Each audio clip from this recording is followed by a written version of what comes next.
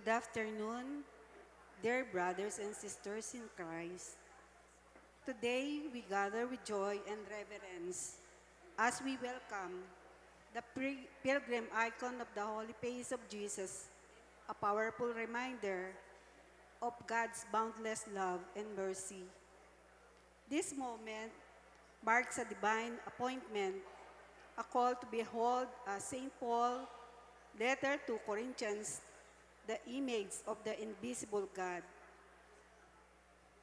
and to renew our own faces to reflect His light as we celebrate our Golden Jubilee of the arrival of the Holy Face devotion in the Philippines with the theme Contemplating the Holy Face of Jesus, 50 Years of Grace, Devotion, and Mission. The Holy Face invites us to be still and know that I am God. Let us open our hearts to the one who bore the wounds of love, whose gaze transforms us into what we behold.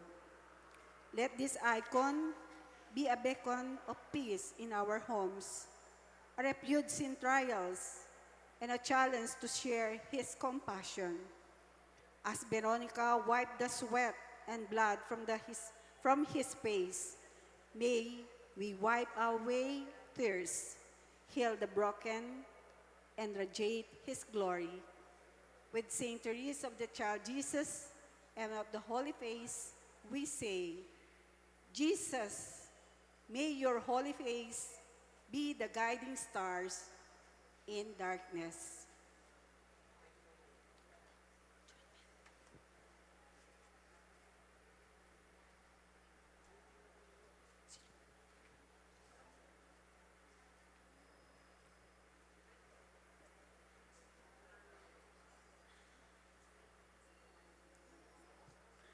Let us all welcome our parish priest, Reverend Father Rafael Zedek Paras. Please all stand.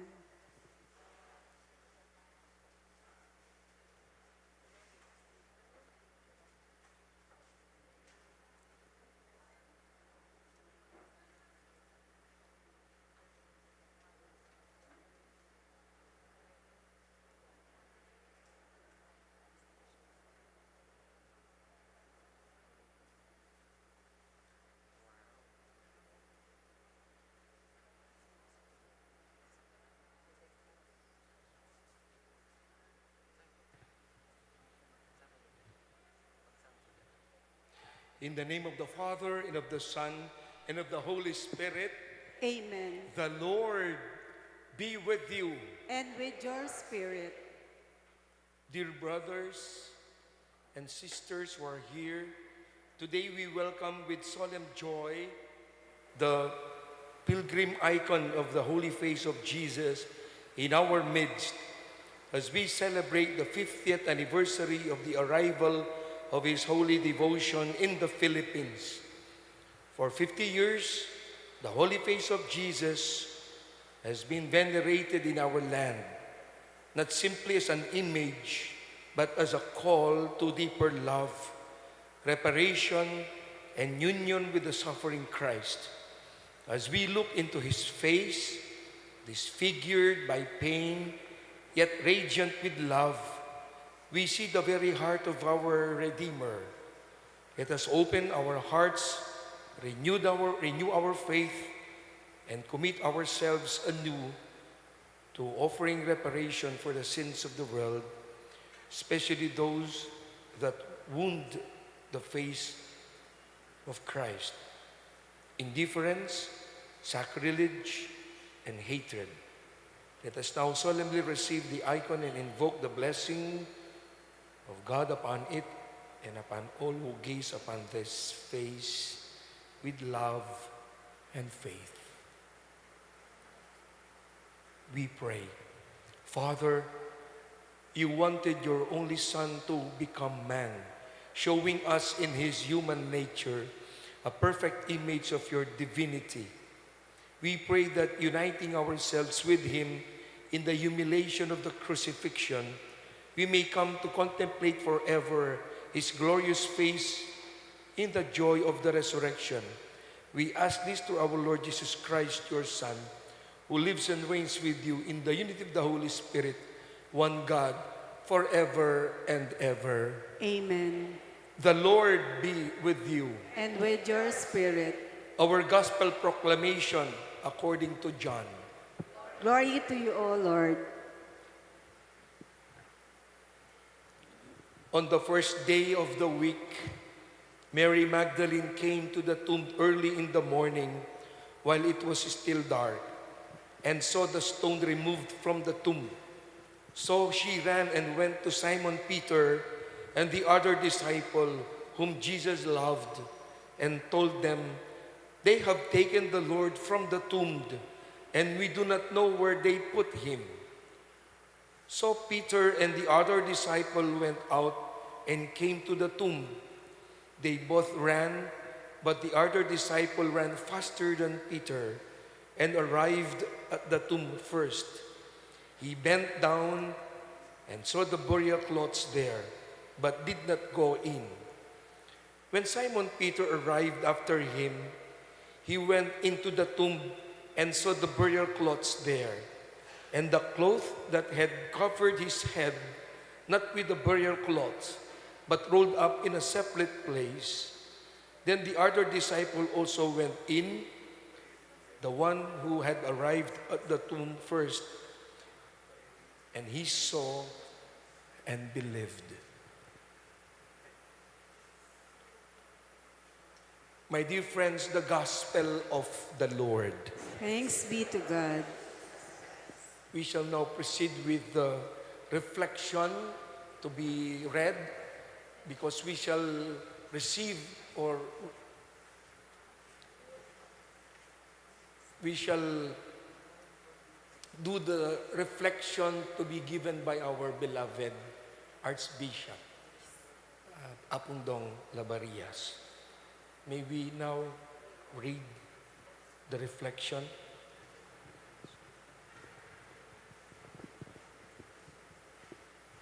You may now take your seat.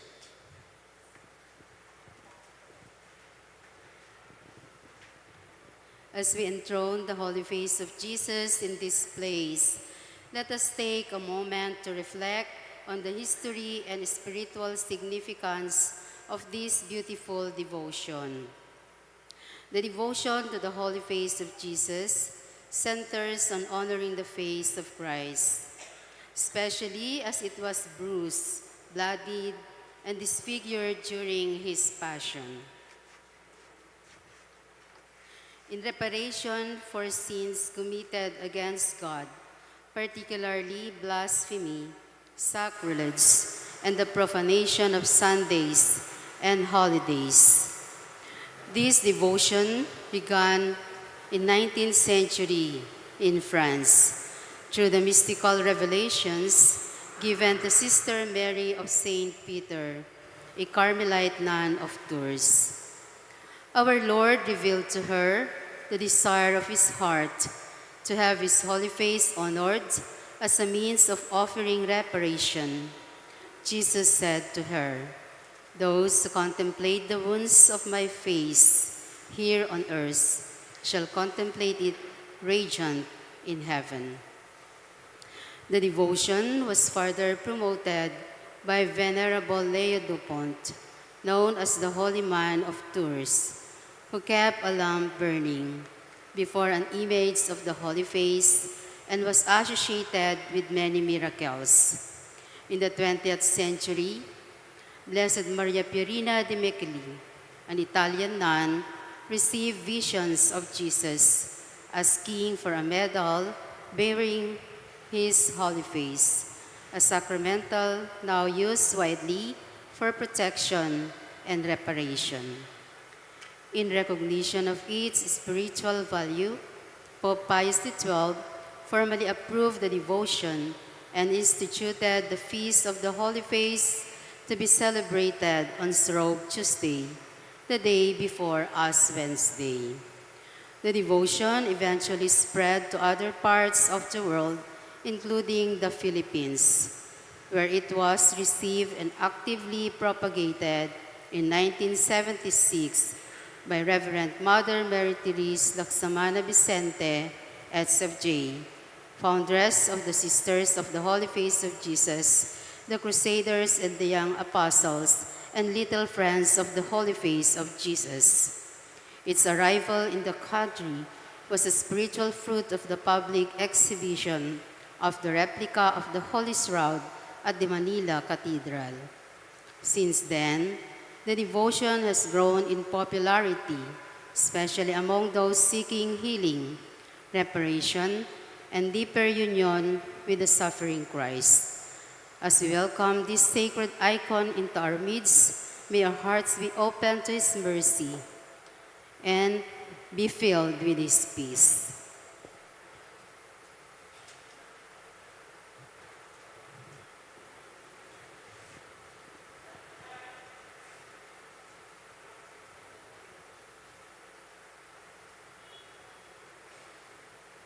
Please all kneel.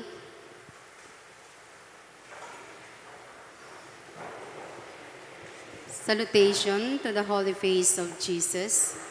I salute you. I adore you, and I love you, O adorable face of my beloved Jesus, as the noble stamp of the divinity, completely surrendering my soul to you. I most humbly beg you to stamp this seal upon us all, so that the image of God may once more be reproduced by its imprint in our souls.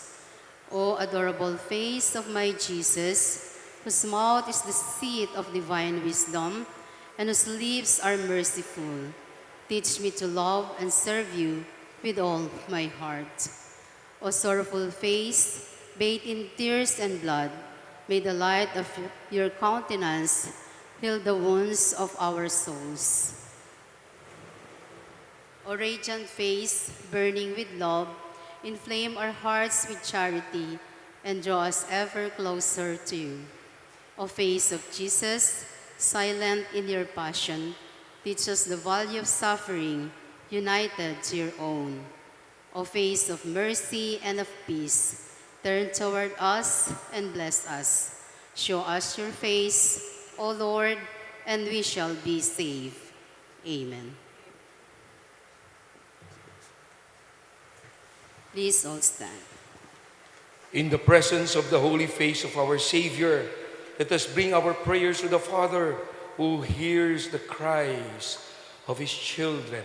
And for every prayer and petition, let our answer be, Lord, show us your face, and we shall be saved.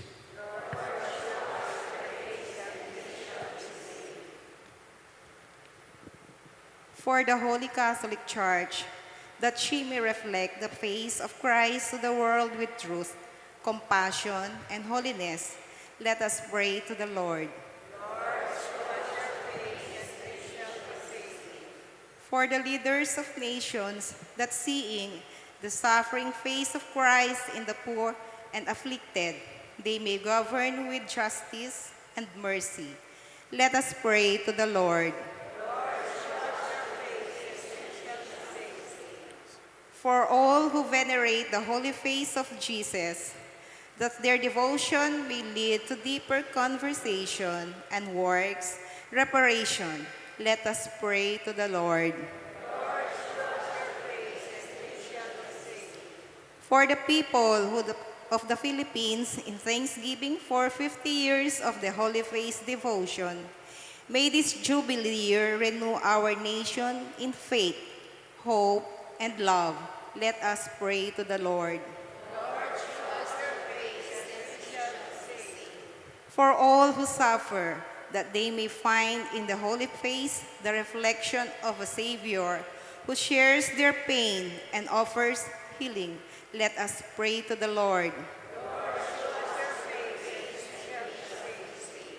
For our parish community, that our hearts may be purified as we gaze upon the face of Christ, and that we may reflect this love to others.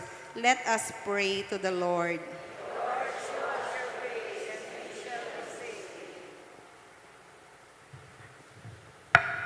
Loving Father, you have revealed your face to us in Jesus Christ. Hear our prayers and transform us into the image of your Son. We ask this through Christ our Lord. Amen. Please kneel for the prayer of preparation to the Holy Face. O most holy face of Jesus, together we offer your love and veneration. We grieve that your countenance is often dishonored, blasphemed, and forgotten in our world today.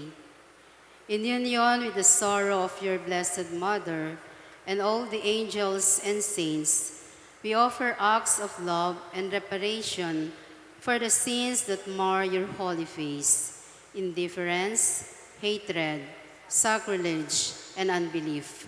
By the merits of your holy face, have mercy on us and on the whole world. Restore in us the image of your divine likeness, and help us reflect your beauty to others. Amen. Please stand.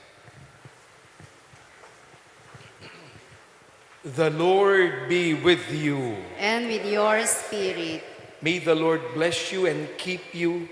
May He let His face shine upon you and be gracious to you. May He uncover His face to you and give you peace. And may the Almighty God bless you, the Father, the Son, and the Holy Spirit. amen. May the Lord bless us, protect us from evil, and bring us to life everlasting. Amen. Go in peace and contemplate always the holy face of Jesus. Thanks be to God. In a little while, let us now prepare ourselves for the Holy Mass at around 3:30 3:30. in the afternoon, to be commenced by our beloved Archbishop Apundong Lavarias. Good afternoon. Yes?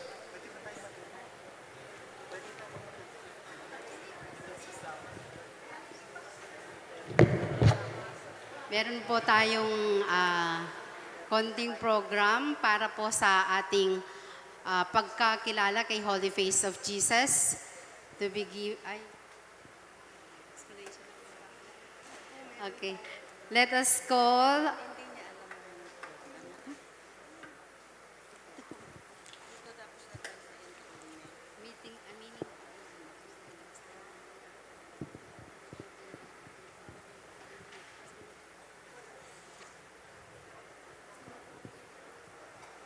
Tinatawagan po natin si Sister Marina Jose, Archdiocesan Crusaders of the Holy Face of Jesus, Advisor and ex-officio President. Tatalakayin po niya ang meaning of the 58th anniversary logo of the Holy Face of Jesus devotion in the Philippines. Palakpakan po natin siya.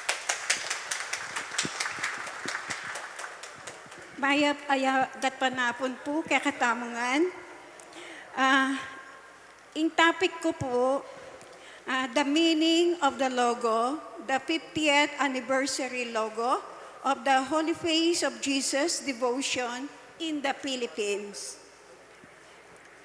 Yung hindi pa po nakakakita doon sa logo ng ating pilgrim icon, nandun po siya sa harap, sa ilalim po ng ating icon. Yun po ang icon ng pilgrim icon, pilgrim icon, no?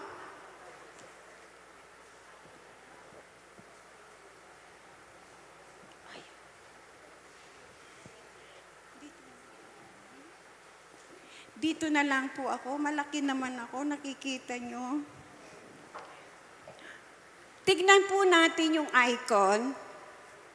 Meron po kayong makikita yung mukha ni Jesus. Okay? Pangalawa,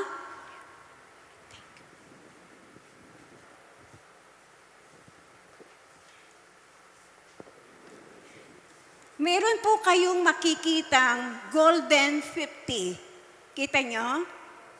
Yun. Anong kulay? Gold. Oh. And then, meron po rin siyang bandila ng Pilipinas. Nakita niyo yung bandila? Yung kulay red, blue, and yellow. May makikita tayong tatlong batuin, stars. No? At may makikita rin po kayo dyan yung year, 1976, and then 2026. Meron din kayong makikita sa ating logo, may babaeng may hawak na rosaryo. Di nyo napapansin? Andun po siya sa gitna ng 50. Ay, hindi po nila kasi nakikita. Pwede po itaas ng konti yung logo dun sa kabila. Dun yung isa. Kasi mahalaga po yan. Ano ang meaning yan sa ating pilgrim? No? Tignan po ninyo yung icon natin. Ano ang nakasentro? Yung mukha ni Jesus. Di po ba? Ang sentro ng logo ay ang banal na mukha ni Jesus. Ang bukal ng biyaya, pinagmumulan ng ating debosyon, pinanggagalingan ng lakas sa pagtupad ng ating misyon. Siya ang nagbibigay inspirasyon at patnubay ng ating pananampalataya.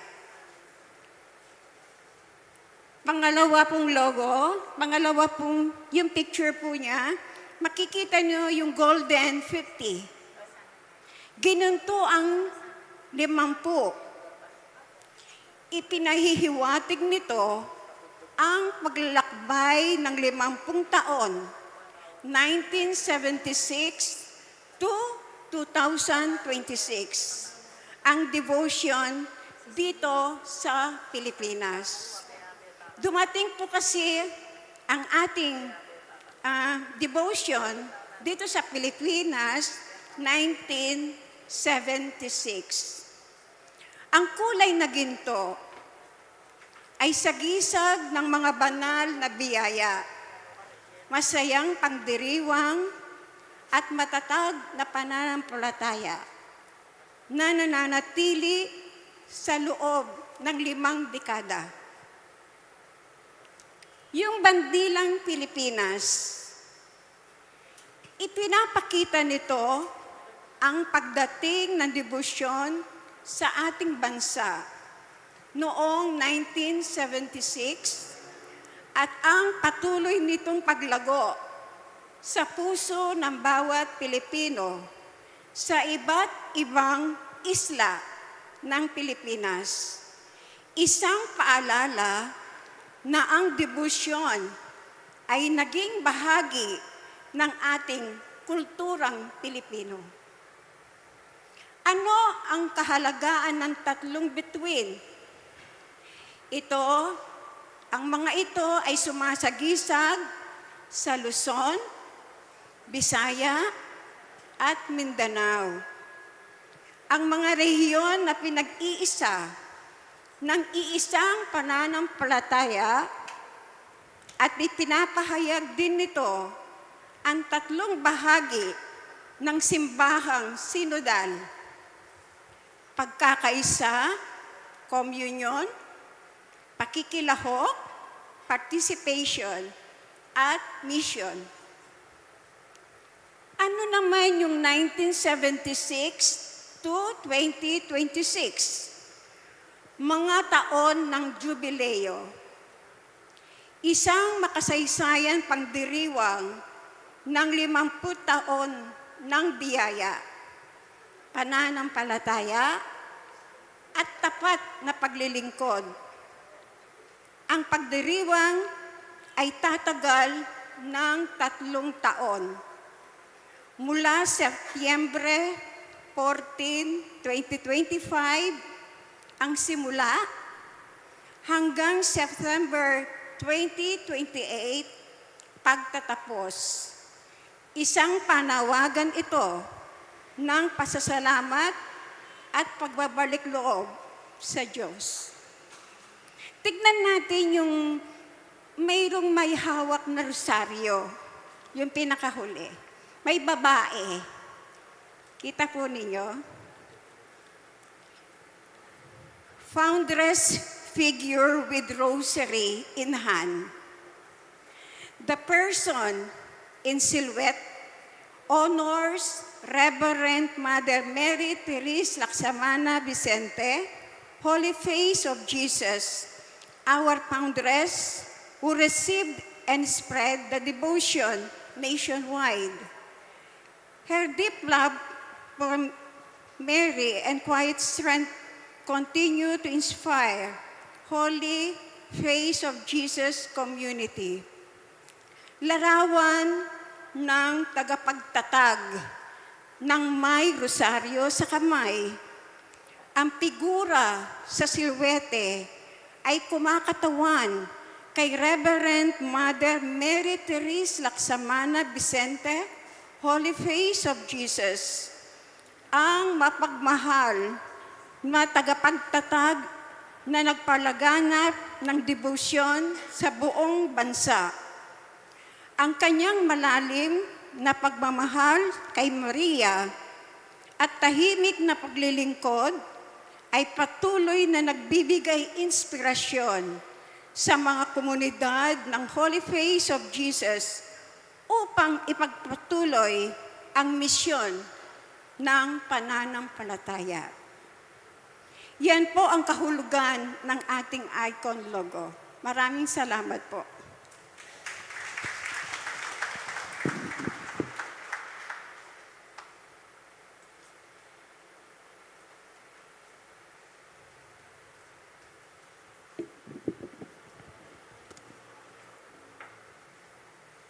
Tawagin naman po natin si Sister Cecilia Villegas, Crusaders of the Holy Face of Jesus, Archdiocesan President.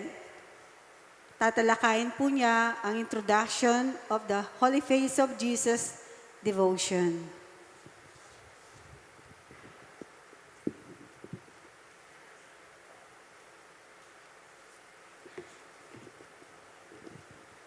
Magandang hapon po sa lahat, mga magagandang sisters and mga mothers na kasama natin na galing po ng Holy Face Center sa Manila.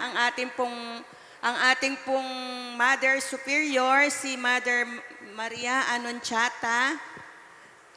Palakpakan po natin. Ang atin pong dating Mother Moderator dito sa Pampanga, si Mother Immaculate Piedad, palakpakan po natin.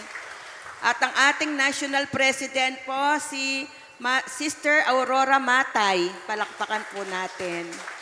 And also yung mga kasama po nila from Manila, palakpakan po natin sila. So, nagagalak po ako sa araw na ito na nagkatipon-tipon tayo upang bigyan ng puri at parangal ang ating Panginoon sa pamamagitan nitong kanyang pilgrim icon. Bago po natin na-receive ang ating pilgrim icon noong September 14, nagkaroon po ng launching doon sa Manila, so hindi na po tayo naka-attend. Kami lang po representative ng Pampanga ang umattend noon. Pero po, mapalad po tayo, nagkaroon po tayo ng sarili nating launching dito sa Pampanga. At pinaunlakan po tayo ng ating Archbishop, si Archbishop Florentino Lavarias. So napakapalad po natin, tayo ang kauna-unahang tumanggap ng ating pilgrim icon. Bakit po magkakaroon ng pilgrim icon? Kasi po, ang nasa po ng ating Panginoon ay ipakalat ang debosyon na ito. So parang siya na rin po yung gumawa ng paraan. Kasi sabi niya, 50 years na kayo, bakit konti pa lang kayo? Ako na yung gagawa ng paraan. Ako na ang lilibot sa buong Pilipinas upang ikalat ko ang debosyon. Ayan po, inumpisan po niya sa Pampanga. Kaya alam niyo po, natutuwa kami dahil nung makipag-meeting po kami kay Archbishop, siya po ang nagsabi, bakit hindi nyo siya dalhin sa 99 parishes ng Pampanga? Sabi niyang ganon. Kasi ang balak lang po namin, yun lang active chapters na 26 ang pupuntahan ng ICON. Kaya sabi namin, in 6 months time, tigwa 1 week, matatapos na po yung pilgrim niya dito sa Pampanga. Pero binigyan po tayo ng 1 year. Pero si Holy Face po, hindi siya pumayag. Sabi niya, dadalawin ko yung 99. So, through the Archbishop, siya na yung sa atin nagtalaga na kailangan nating puntahan ang 99 parishes. At binigyan po niya tayong endorsement sa mga parokya. So, hindi na po tayo mahirapan na magpaliwanag sa mga pare. Yan po. Kaya, talaga pong napaka-bless po natin. Tsaka nakikita nyo yung araw ngayon. Dapat may bagyo ngayon pero binigyan niya tayong magandang panahon, di ba? At tsaka po nung nag-boss kami dyan sa Sapang Bato, yung iba hindi tumuloy kasi alam nila may bagyo pero tumuloy kami. Alam nyo, maghapon, umaaraw. Ang ganda ng sikat ng araw. Kasi trabaho niya po ito, hindi niya pababayaan Sa totoo lang po, nung tanggapin namin ng ICON, nangangapa po kami. Hindi po namin alam ang gagawin namin. Parang yung bagong pasok sa school na hindi mo alam magsulat, hindi mo alam magbasa, wala kang alam. Ayaw mo nga mawalay sa nanay mo nung hinatid ka sa school. Tapos bigla kang iniwanan, bahala ka na dyan. So kami po parang ganon yung naramdaman namin. Binigay ang ICON, anong gagawin namin dito? So awa po ng Diyos, unti-unti nililiwanagan niya ng pagkanyang banal na mukha ang aming landas, kaming mga officers. At eto nga po, nangyari po itong launching na ito. Kaya napakapalad po talaga natin. Alam niyo tayo pong mga Crusaders of the Holy Face of Jesus, we are the new Veronica. We are the modern Veronica. We are the new apostles of Christ, the Holy Face of Jesus, because our very name, Crusaders, means soldier.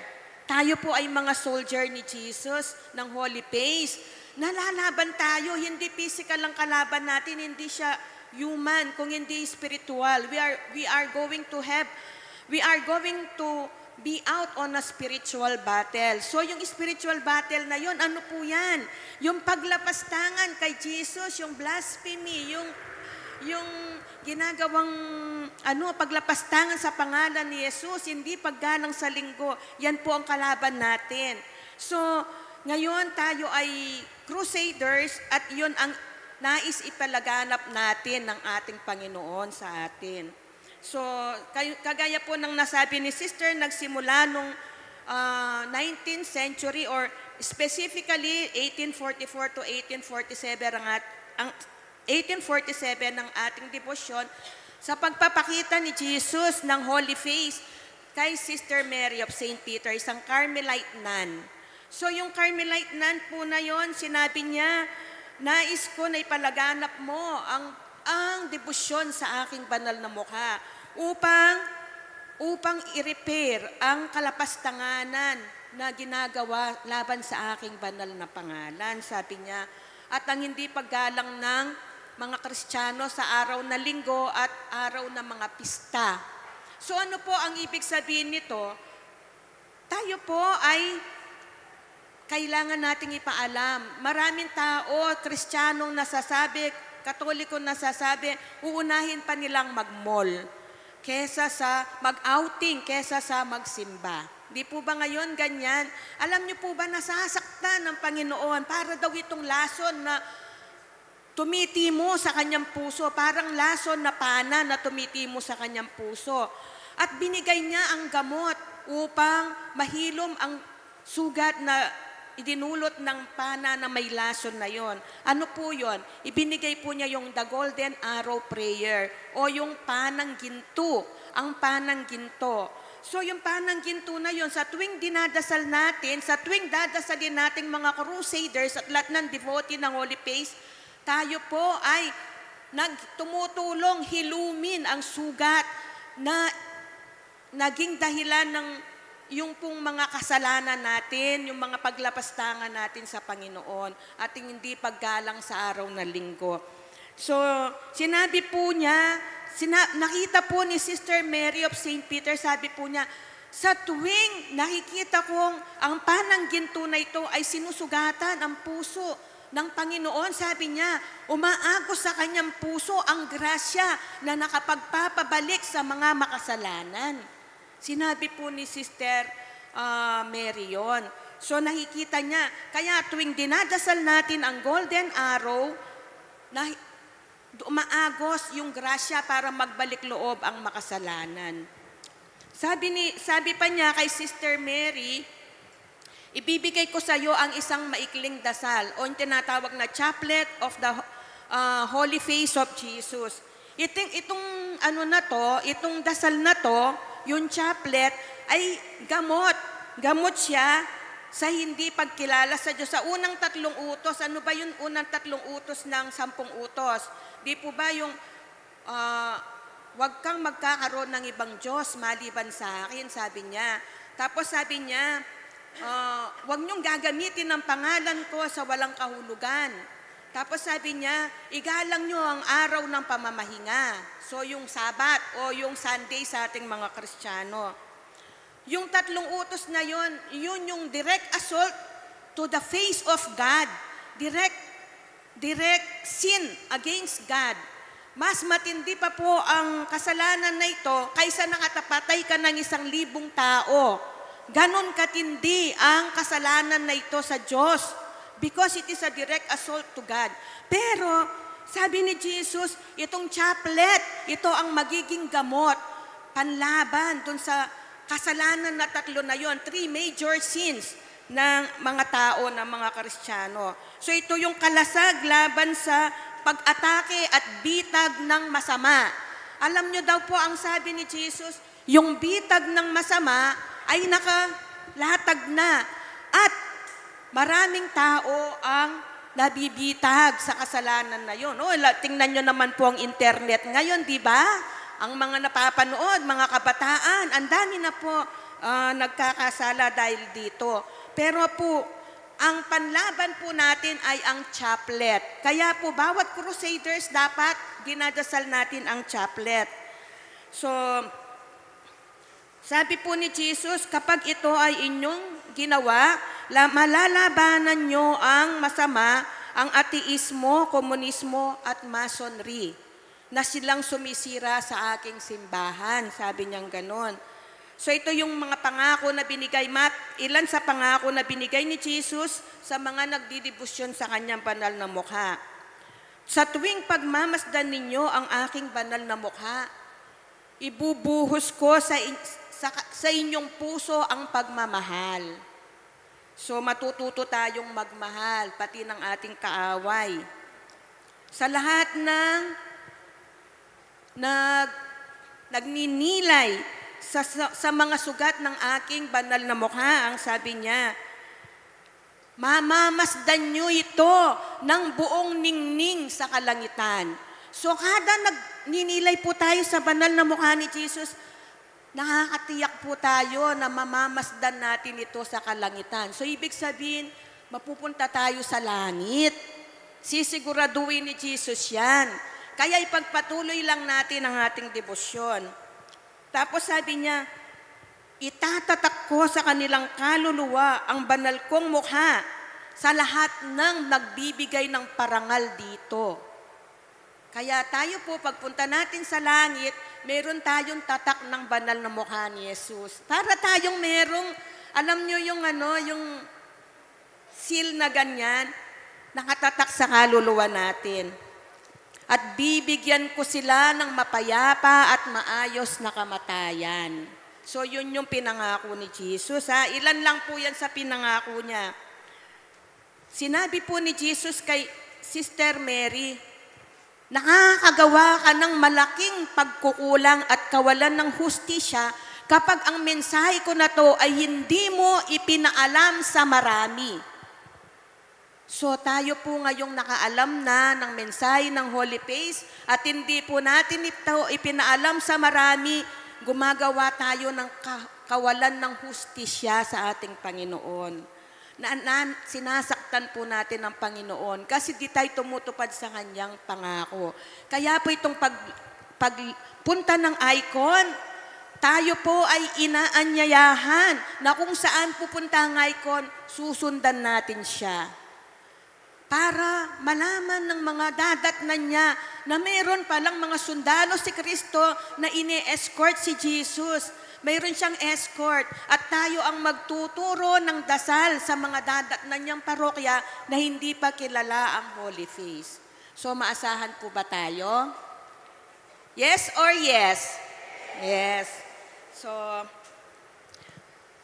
paano kumalat ang debosyon? Although nasabi na po ni Sister, sa pamamagitan ni Venerable Leo Papin Dupont. Si Venerable Leo Papin Dupont, nalaman niya ang debosyon sa mga kaibigan niyang Carmelita, kung saan si Sister Mary of St. Peter, siya ang portress. Siya yung sumasalubong sa mga bisita ng mga madre sa Carmel. So nalaman niya na nakatanggap siya ng mga mensahe galing sa ating Panginoon. Ngayon, dahil si Sister Mary of St. Peter ay mongha, hindi siya makakalabas. Paano niya ikakalat ang debosyon ng banal na mukha? Nasa loob lang siya ng kumbento. Ito po natupad dahil kay Venerable Leo Papin Dupont. Nung malaman niya ang mensahe, nakakuha po siya ng larawan ng Holy Face na nakabatay sa talikbong ni Veronica, yung Veil of Veronica. Alam naman po natin si Santa Veronica, di ba? Doon sa belo niya, nabakas yung mukha ni Jesus. Separate pa po ito. Ito yung Shroud of Turin. Dito yung telang pamburol ni Jesus. Dito siya binalot nung ilibing siya. Yung kay Veronica, yun po yung punasan niya, yung mukha ni Jesus na duguan, puno ng dura, at saka ng alikabok. So yun po, bumakat ang mukha ni Jesus.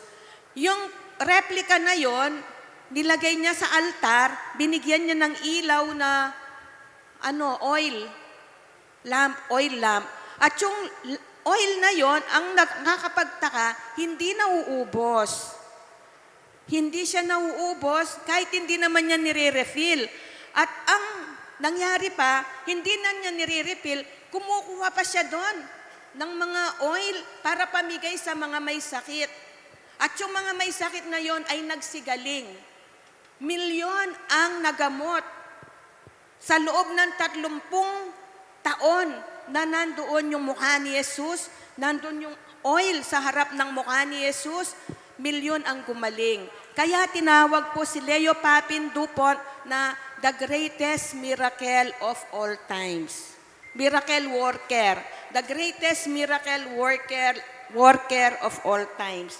Kaya po tayo ngayon, sabi nga ni Jesus, when you do this devotion, you will work wonders. Ayan po, wonder na po yan. Sipin mo may bagyo pero maaraw, di po ba? So, yung nandito tayo, it's already a wonder. Tapos, sikat po ang isang madre na santas, sinong hindi nakakakilala kay Saint Teresa of the Child Jesus? Wala? Kilala natin lahat siya. Saint Teresa of the Child Jesus is not Saint Teresa of the Child Jesus only. She is Saint Teresa of the Child Jesus and of the Holy Face.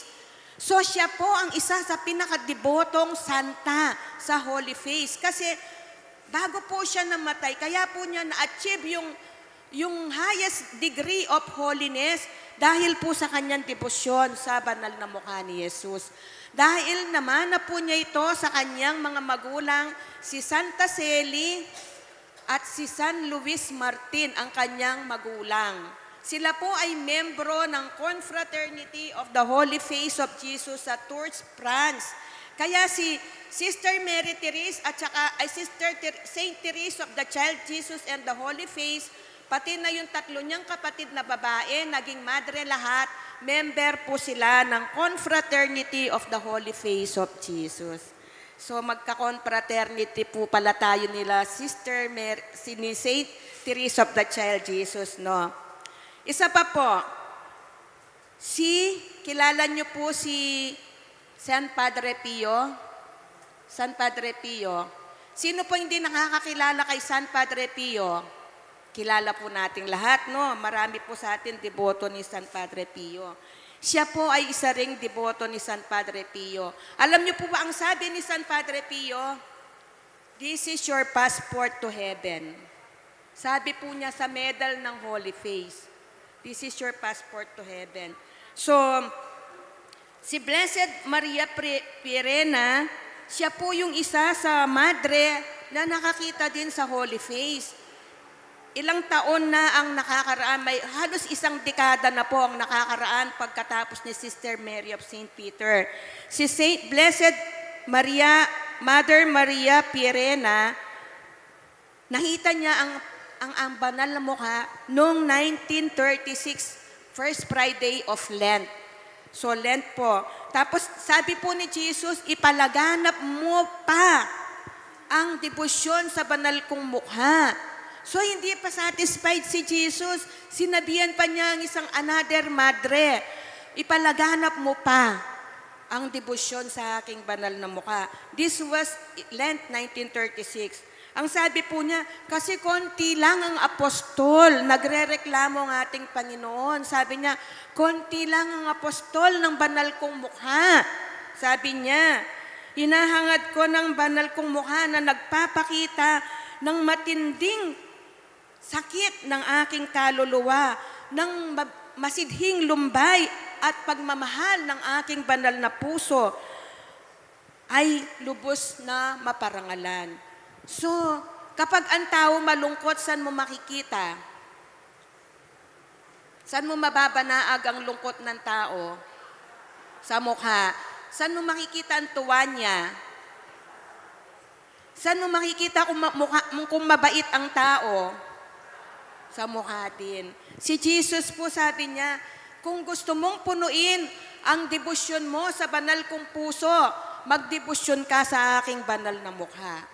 Ang sabi niya, sa palagay niyo ba kayong nagdidebosyon sa aking banal na puso? Pag nagdebosyon kayo sa banal kong mukha, mababawasan ang debosyon niyo sa banal kong puso? Hindi, sabi niya. Sa totoo, lalo niyong pinapatatag at pinubuo, kinukompleto ang debosyon niyo sa banal kong puso kapag nagdidebosyon kayo sa aking banal na mukha. Yan po ang sinabi ni Jesus. Kaya yung mga apostolado po nating mga kasamang laiko sa mga simbahan, yan po ang sabihin nyo sa kanila.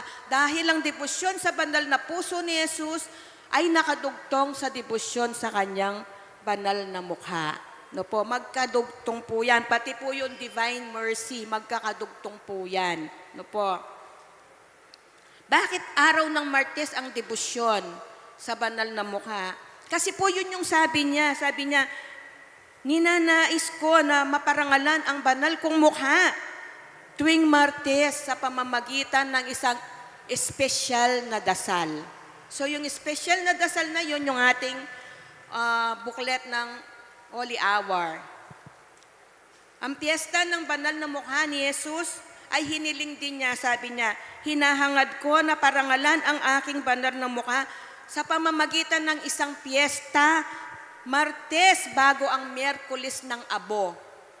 Tuesday before Ash Wednesday, yung tinatawag nating the Shrove Tuesday, nasusundan ng 9 na araw na nobena. Kaya kung tayo ay chapter ng Crusaders, wag po tayong mag-triduum. Nobena po ang hinihiling sa atin ng ating Panginoon. Hindi po triduum, no? Novena. Ibig sabihin po ng novena ay ilang araw? 9 days. Opo.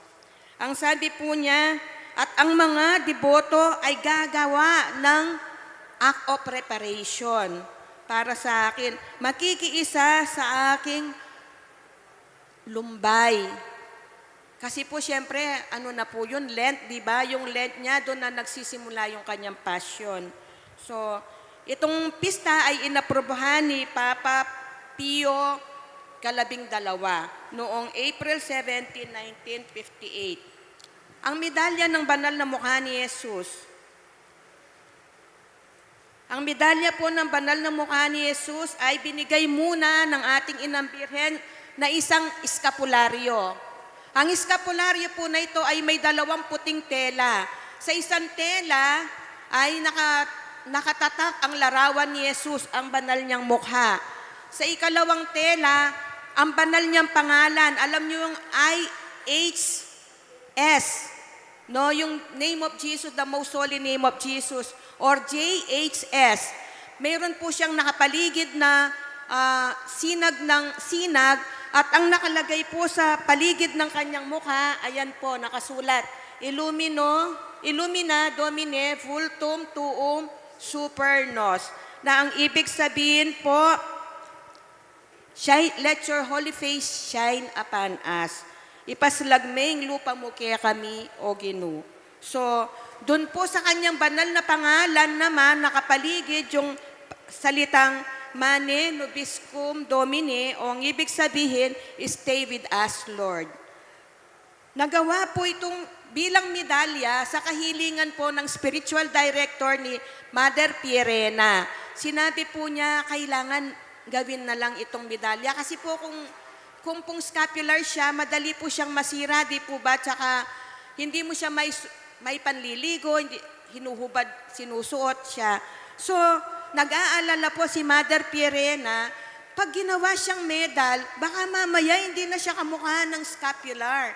Pero si Mama Mary po, nagpakita siya kay Mother Pierena, ang sabi niya, huwag kang mag-alala. Ang grasya at merito na daladala ng scapular ng Holy Face ay pareho sa merito at grasya na tataglayin ng medalya ng Holy Face. Kaya ito pong medalya na to, lagi po nating isuot. Ito po tuwing nagsisimba or may okasyon tayong ganito, pero dapat may pang-araw-araw po tayong medalya. Kung tayo po ay nagsusot ng scapular ni Mama Mary araw-araw, nasan yung scapular ko? Ito po. Kung nagsusot po tayo ng scapular, dapat nagsusot bilang crusaders, araw-araw din tayo nagsusot ng medal. Dahil marami pong benefits ang medal na ito. Marami po siyang graces na dala-dala. So yung pagdating ng debosyon sa Pilipinas, nasabi na po ni ni Sister Mary Rose, at tayo namang crusaders, meron na tayong organisasyon para po sa mga hindi pa nakakakilala sa crusaders. Meron po tayong ipapamigay na pamphlet na kamukha po nito. Basahin po natin ito at ipakopy. Ipamigay po natin. Partisipasyon po natin para ipakilala ang debosyon sa ating Holy Face of Jesus. Bibigyan po kayo nito ng kopya. Ipaserox po natin, ikalat po natin dahil ang nagpapakalat ng debosyon ng ating Panginoong Yesus ay maa-assure ng mga blessings na binibigay niya bilang deboto. Magandang umaga po at maraming salamat.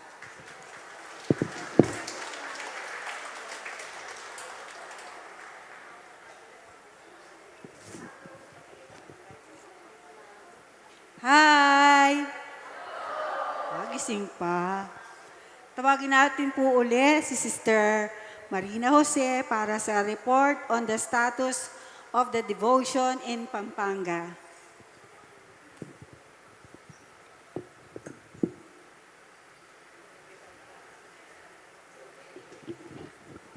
Good afternoon po uli.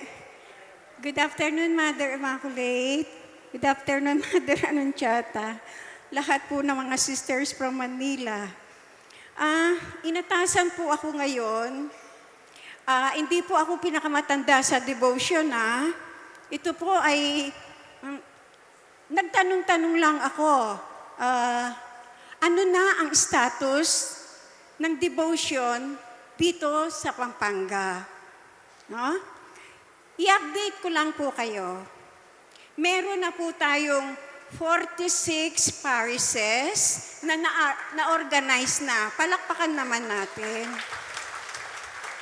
But, unfortunately, few chapters were in inactive status due to physical inabilities. Excuse po kayo.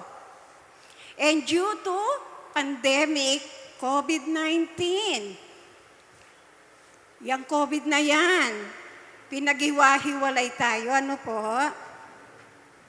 Pero, however, their coordinators na masisipag, ginagawa po ang lahat to revive them. Ne po? Nasabi ni Among Emil noon na huwag munang mag-organize ng new chapters, bagkus mag-focus tayo sa mga nanlamig at sumobrang pagkatulog ng masarap. Dapat daw, i-revive natin sila. Every third Saturday of the month, may general meeting po ang lahat ng mga members at saka coordinators. May mga report po sila sa amin. Ang mga coordinators, marami na daw mga members nila ang bumabalik. Totoo ba yon? Marami na kayong na-revive? Thank you. At patuloy pa kayong nagre-recruit? Yes or yes? Thank you. Ang isang activity po ng mga archdiocesan officer ay ang magkaroon ng pastoral visit sa mga chapter, lalong-lalo na yung mga hindi umaattend sa archdiocesan activity meetings po. Hello, mga coordinators, yung mga hindi umaattend, every month, please. Ito pa po ang pinagmamalaki namin. May 14, 2024, na-establish na po ang outreach ministry dito sa Pampanga. Palakpakan naman po. Yan. Yan po ang isang achievement ni Mother Immaculate. Noong nandito pa po siya sa Pampanga, iniwan na tayo ngayon, nasa ibang lugar na. Ang iniwan po niyang legacy, ang magkaroon ng outreach ang Pampanga. Bakit? Kasi po, from 1991, nung ma-establish ang chapter dito sa Holy Face of Jesus sa Mexico Center, 1991, ang mga nagbibigay ng basic orientation seminar ay ang ating mga imported na speakers. Sino yung mga imported na speakers na yan? From Manila. Ang hirap po nilang kumbidahin dahil hindi lang sa Pampanga sila nagbibigay ng seminar, mapa Cebu, Palawan, Tuguegarao. Kaya po busy sila. Kaya May 4, granted po yung permission ni Mother Anunciata, yung ating outreach ministry, speaker bureau. Noon po, imported ang mga speaker. Sina Dr. Gaines, sino pong nakakakilala sa kanila? Uy, wala. Brother Noel de Rosario. Yun lagi pong nag-MC sa atin pag National Convention. Si Sister Gain de Rosario, yung sexy, yung matangkad, yun. Si Sister Baby Cabal, I miss you, Sister Baby. Our National President, Sister Au, and other officers from Manila. Mga imported po sila. Ngayon po, kumuha kaming mga lokal dito sa Pampanga. Please, tayo po kayo kung nandito kayo. Sister Noni from Angeles Chapter. Sister Josepina Santa Ana, ang ating commentator. Sister Lourdes from Balibago. Sister Seni from Angeles. Different parishes po yan, Sister Cecil, ang ating Archdiocesan President from Apalit. Sister Mary Rose, ang ating sister moderator from Mexico Mission Center. Sister Maring from the San Fernando chapter. Yours truly po. Ang ating pong MC or moderator from Santa Ana chapter, Sister Presi Dizon. Thank you po. At masaya po akong ipaalam sa inyo, itong mga local speaker na ito ay nagkaroon na po ng basic seminar last July 16, 2025. First BOS conducted by the Pampanga speaker. 43 candidates po were attended. No? Different parishes po mga yon. Ginawa po namin sa Mexico Mission Center. No? At malugod po rin namin ipaalam sa inyo, last November 8, may second basic orientation seminar uli conducted by the sisters in Pampanga. In Sapang Bato, Holy Cross Parish, Parish of Among Emil, our apostolate director. 20 po silang candidates ang umattend. Last Saturday po yon. So, thank you mga speakers. Thank you po. Other activities po. Bibilisan ko na, magta-time na. November 29, magkakaroon po tayo ng Advent Recollection, my dear sisters, Crusaders. Please, ngayon pa lang, ina-announce ko na. Attendance is a must. Kulang pa po kayo, alam ko, kulang pa po yan. Yearly po, may Advent and Lenten Recollection na ginagawa ng Archdiocesan Council. No, yearly po yan, Advent at saka Lenten. Yearly din po natin ginagawa ang outreach program, especially po tayo sa mga PDL, yung pong person deprived of liberty. Yan po ang gusto ng ating apostolate, yung mga nasa sukulan. No? Anong ginagawa ng mga crusader? Yan po, nagbibigay po tayo ng basic needs ng mga PDL, nagpapakain po tayo, at nagbibigay po ng misa si Among Emil. No? Saan natin kinukuha yung funds? Meron po tayong funds dyan. Alcansya, program din po ni Mother Immaculate. Para hindi po tayo nahihirapan sa ating funds, meron po kayong piso a day in your alcansya. Pagdating po ng ating outreach, buksan natin yung alkansya, yun po ang gagamitin sa outreach para hindi po mabigat sa bulsa. Hindi ko po alam kung ginagawa niyo yan. Isa po yan sa apostolic life of a crusader.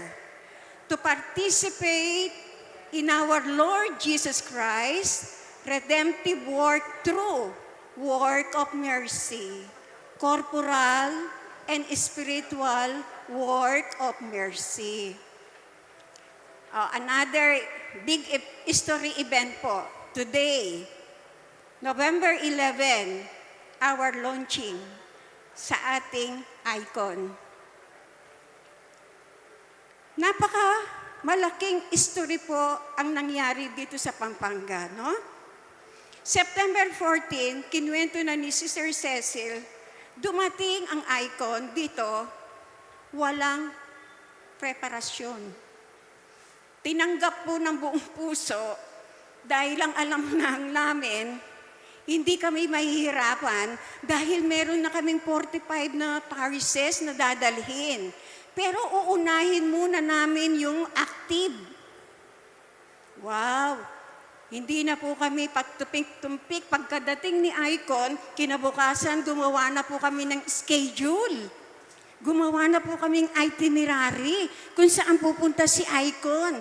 Meron na pa kaming date. 7 araw siya sa isang parish. Oh, para pagdating namin kay Among Emil, ipipresenta namin yung program na meron na kaming schedule sa mga parishes, ganon. Ay, nawahumali po kami kay Among Emil. Pagkabasa ng letter, galing po ng Manila, ang sabi po niya sa amin, naku, ora-urada kayo, sabi kay Sister Rosemary. Kasi hindi biro-biro yan, yung pilgrim na yan, sabi niya. Hindi kami nakibo. Ang alam namin, magaan na trabaho lang. Ibibigay namin lang sa Paris. Then, mag-holy hour lang. Wala yung program pa. Aro, sabi po ni Among Emil, punta muna kayo kay Apong Dong. Hindi alam yung ginagawa ninyo. Dapat ipaalam ninyo yan, sabi. Ay, Santissima. Hindi, yung pong ginawa namin na bura-bura. Ayan na, nakahingi po kami ng, alam nyo, ang hirap pong humingi ng appointment sa Archbishop. Mabuti may tumulong sa aming isang sisters at isang pare. Binigyan po kami, September 14 po dumating. Pumunta kami kay Among Emil, siguro September 16. September 23, nakakuha na kaming appointment kay Apong Dong. No? Ang bilis. Pagdating namin, umupo. O, anong gusto nyo? Sabi. Sabi po namin, gusto po namin humingi ng sulat na yung icon namin, iikot namin sa 45 parishes. Binabasa niya yung letter from Manila. May letter din po si Apong Dong from Manila. Nakita po niya doon, bakit to promote? Ay, to deepen, sabi niya. Sister Cecil, okay lang mo yun, ano? To deepen, sabi ni Apong Dong. Anong to deepen? Bakit? Lahat ba ng mga parishes, meron na bang icon? Meron na bang holy face? Sabi niya, wala po, 45 lang. Dito promote, sabi. Huh? Ganun ba? Ilang bang parishes dito sa Pampanga? Sabi, ay, naku, hindi namin nasagot. Hindi po namin alam kung ilan ang parishes dito sa diocese. Hindi nyo alam. Ang alam lang ninyo, 45. Opo. 99. Kulang pa ng isa sa 100 pala. Ano? Ang pang 100 natin yung Metropolitan Cathedral. Tapos, 99 parishes. Hindi kami kumikibo. Ano ba yung devotion na yan? Ang dami niyang tinanong, no? Ganon. Gusto kong makita yung program ninyo, yung activity. Pagkatapos na dumalaw yung icon ninyo sa Paris, anong mangyayari? Ganon na lang ba? Aalis na lang ba? Wala bang mangyayari sa mga crusader? Di ba? Challenge yun sa amin. Wala kaming alam. Na, ano bang program? Among Emil, gawa kayo ng program. Sabi ba naman Among Emil, hindi namin alam anong program. Yun. Tapos, yun na nga po.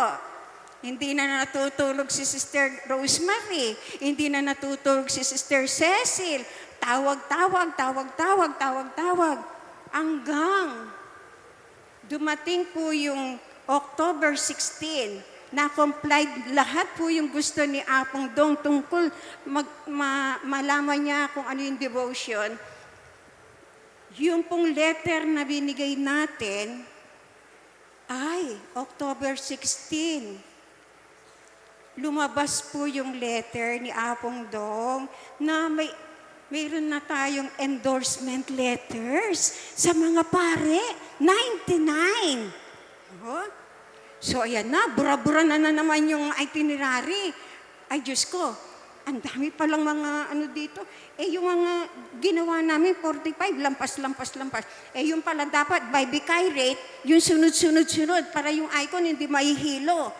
Alangan naman pupunta doon sa Candaba, babalik ng Santa Ana.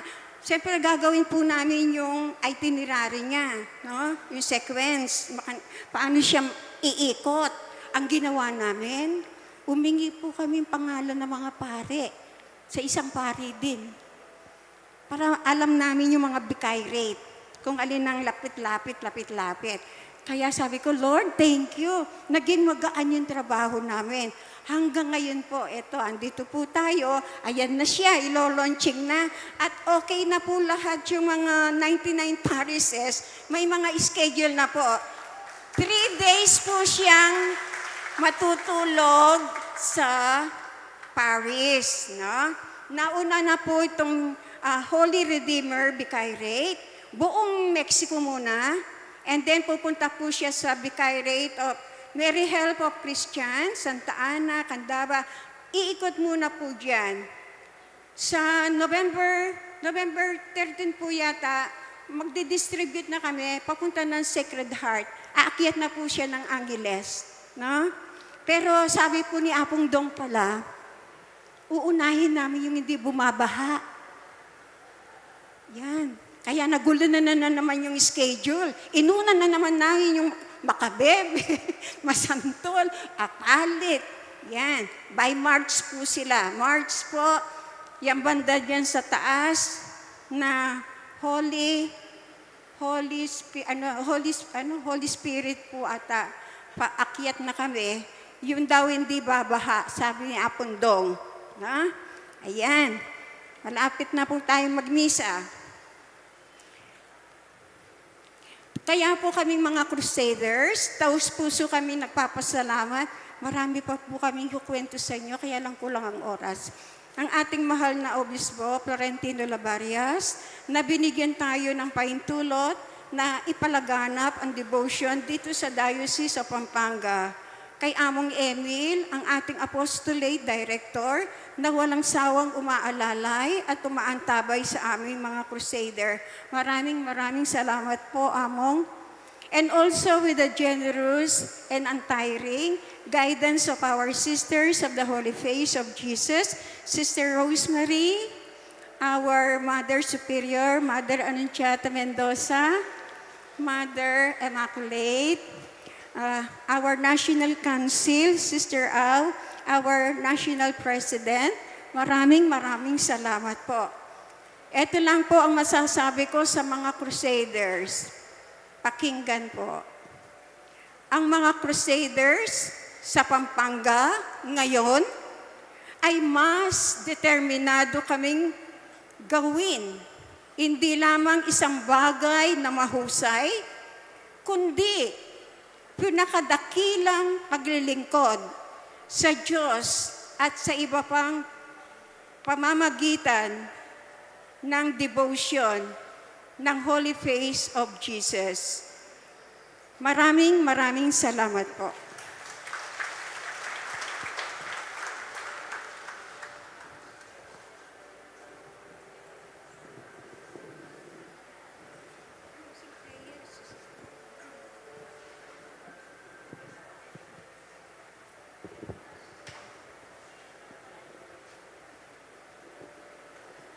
Tawagin po natin si Sister Bernie Manarang. Crusaders of the Holy Face of Jesus, Mexico, President, for the closing prayer.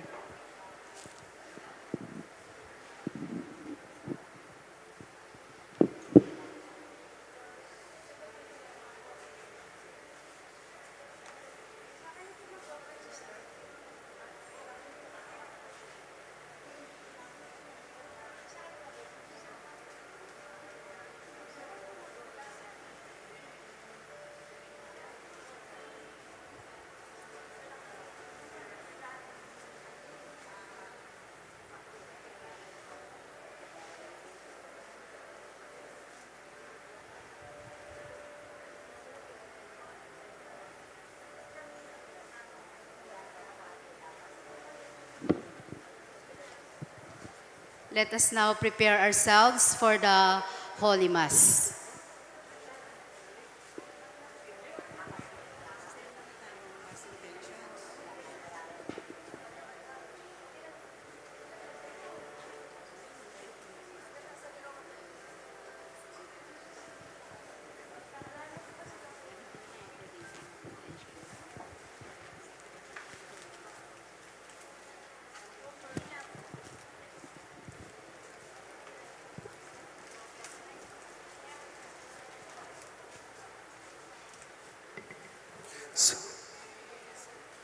Sound check. Sound. Sound check. Sound.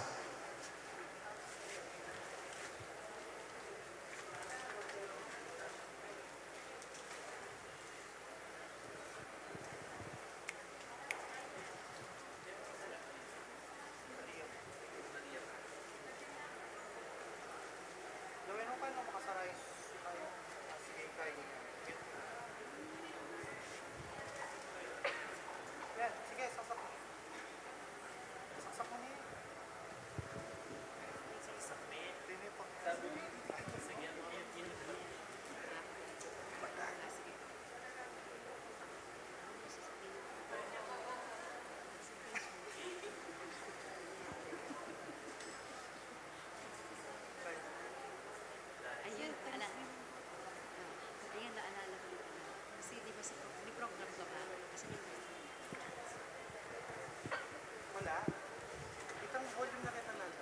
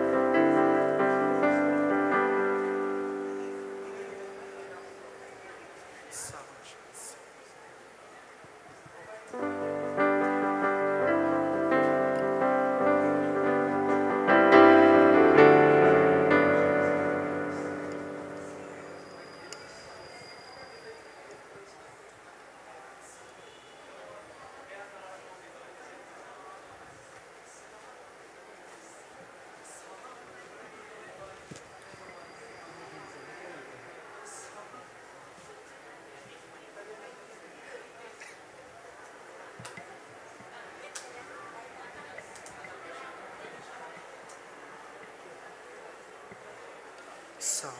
Sound. Sound.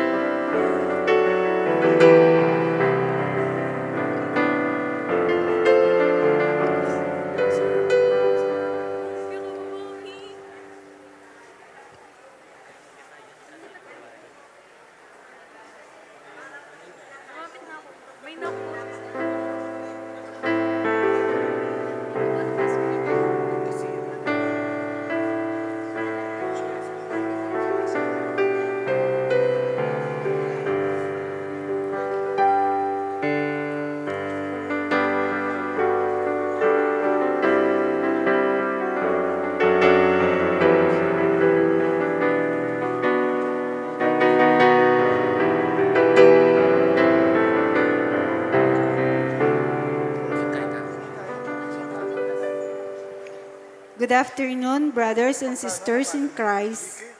Let us all stand and greet Christ in the person of our beloved Archbishop, His Excellency, the Most Reverend Florentino G. Labarias Didi, together with Father Rafael Zadek M. Paras, Parish Priest of Santa Monica, Mexico, Pampanga, and Reverend Father Larry Miranda, Parish Priest of Santo Cristo del Perdon, Parish Villa Lulita Subdivision, City of San Fernando, Pampanga. Let us all join in singing of the entrance hymn.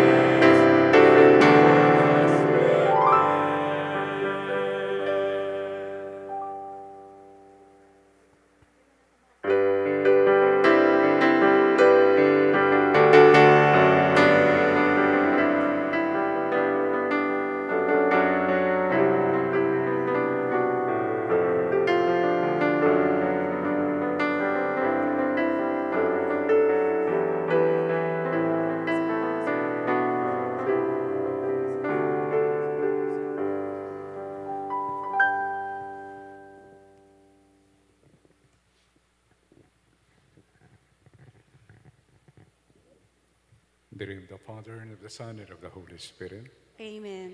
Peace be with you. With your spirit. My dear brothers and sisters, today we join the whole church in celebrating this memorial of Saint Martin of Tours, a very saintly bishop, poor and humble. He loves the poor, and in loving them, he became poor also, like the Lord Jesus, who came in order to enrich us by becoming poor, enriching us with his life. And in doing so, he wants us also to become his living face on earth. So as we launch this 50th anniversary of this devotion in our country, may we be given the strength and the courage and the assistance of the Holy Spirit so that our devotion will also help us, encourage us to show the face of Jesus to others. And before we continue with the celebration, let us pause for a moment and express our sorrow for the many times wherein we have forgotten who we are, that we are members of the body of Christ. And because of our sins, we fail to show the face of Jesus to our fellow human beings. So let us be sorry for this.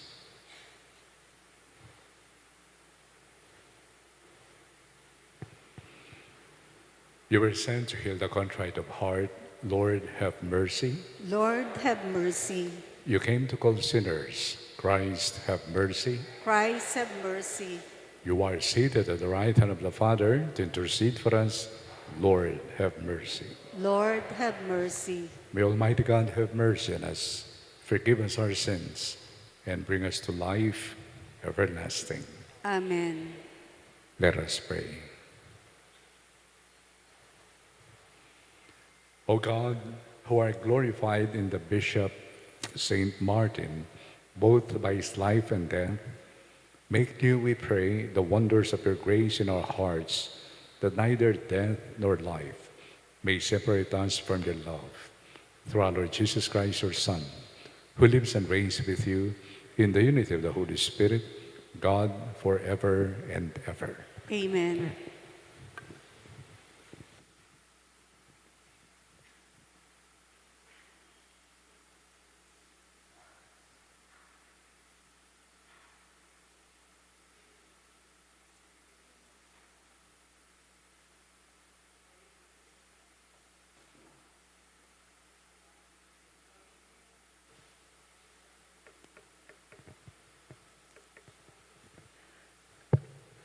A reading from the Book of Wisdom. God formed man to be imperishable. The image of his own nature, he made them. But by the envy of the devil, death entered the world, and they who are in possession experience it. But the souls of the just are in the hand of God, and no torment shall touch them. They seem, in the view of the foolish, to be dead, and their passing away was thought an affliction, and their going forth from us utter destruction. But they are in peace, for it before men, indeed, they be punished, yet it is their hope full of immortality. Chastise a little, they shall be greatly blessed, because God tried them and found them worthy of himself. As gold in the furnace, he proved them, and as sacrificial offerings, he took them to himself. In the time of their visitation, they shall shine and shall dart about as sparks through Istanbul. They shall judge nations and rule over peoples, and the Lord shall be their king forever.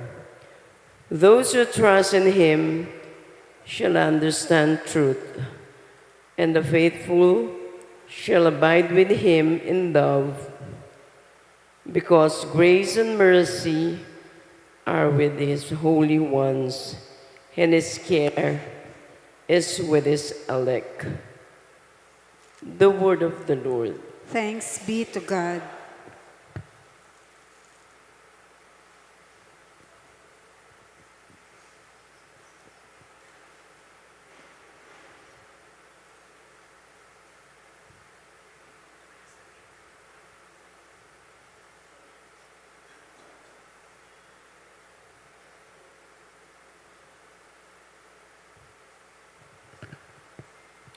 I will bless the Lord at all times. Please repeat response. I will bless the Lord at all times. I will bless the Lord at all times. His praise shall be ever in my mouth.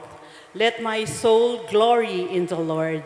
The lowly will hear me and be glad. Response, please. I will bless the Lord at all times. The Lord has eyes for the just and ears for their cry. The Lord confronts the evildoers to destroy remembrance of them from the earth.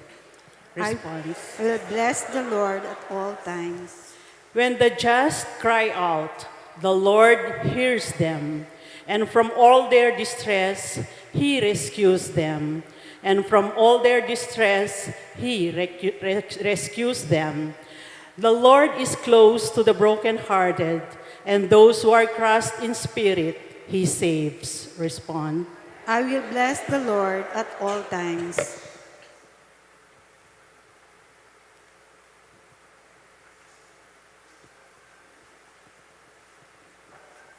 Alleluia, alleluia.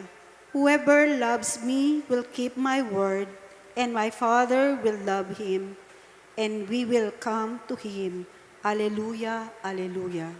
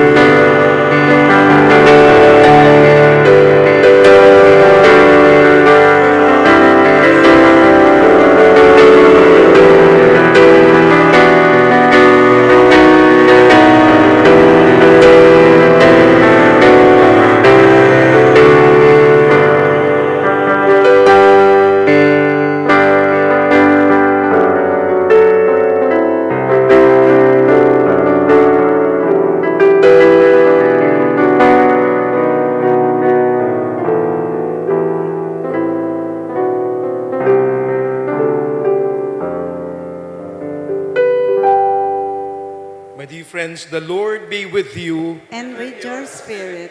A proclamation of the Holy Gospel according to Luke. Glory to you, O Lord.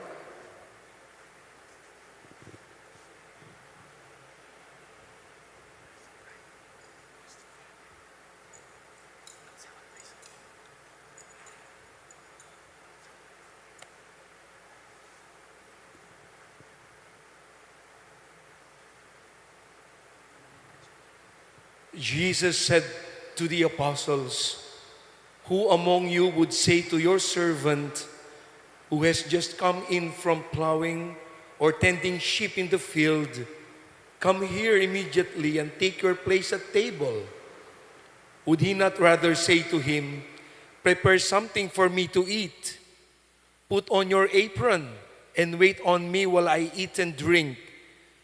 You may eat and drink when I am finished'? Is he grateful to that servant because he did what was commanded?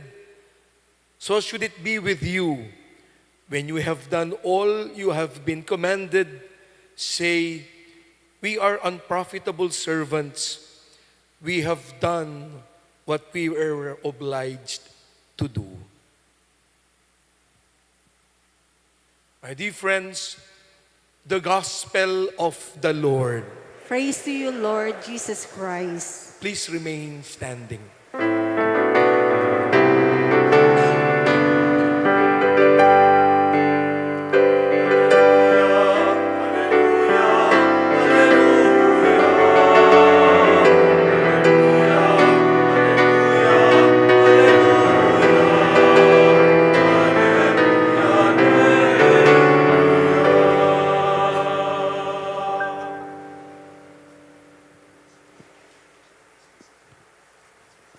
Please be seated.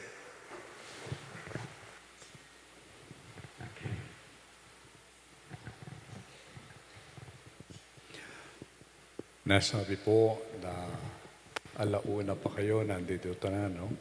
Totoo po ba yan? Oo, at nakita ko kayo, puro mga young ones. So, ewan ko kung handa pa kayong makinig, no? Kaya, mag-rosaryo na lang siguro muna tayo. So, unang-una ako po yung nagpapasalamat sa inyong paanyaya sa akin upang manguna sa misang ito kasama si Father, ang ating parish priest, no? Si Father Dixie at yung ating guest, Father Robbie. Okay. Anyway, pakikilala po niya mamaya sa inyo. So, maraming salamat. At itong misang natin ito, of course, ila-launch itong devotion ng Holy Face. Okay? And also at the same time, celebration ng 50 years. So, 50 taon na po ang devotion dito sa Pilipinas. Okay. Mahirap po talaga yung makikimukha kay Jesus. Kaya kukunti pa lang kayo. Una, gusto ko pong ibahagi yung aking karanasan kung bakit ako nagpari.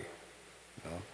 Kasi maraming beses nabanggit ko na po ito noong ako'y grade 6. Meron paring dumating sa amin. Siya ay Redemptorist, Father Jim Bryan. God bless his soul. Natandang ko pangalan lang niya tsaka yung mukha. Yung pong mukha niya, meron siyang bigote at balbas. Maliit pa lang ako noon, nung makita ko siya, yung pari pala kamukha ni Jesus. So, sabi ko, gusto kong maging kamukha ni Jesus. Gusto kong magpari. Yun po. No? Secretly. At hindi ko alam, meron palang nakikinig. Ang Panginoon, nakikinig pala. Kaya lang, nakapasok lang ako na seminary after finishing college. At pagpasok ko sa seminary, totoo nga, kapag ikaw ay nagpari, magiging kamukha mo si Jesus. Pero hindi sa bigote at balbas. Yes.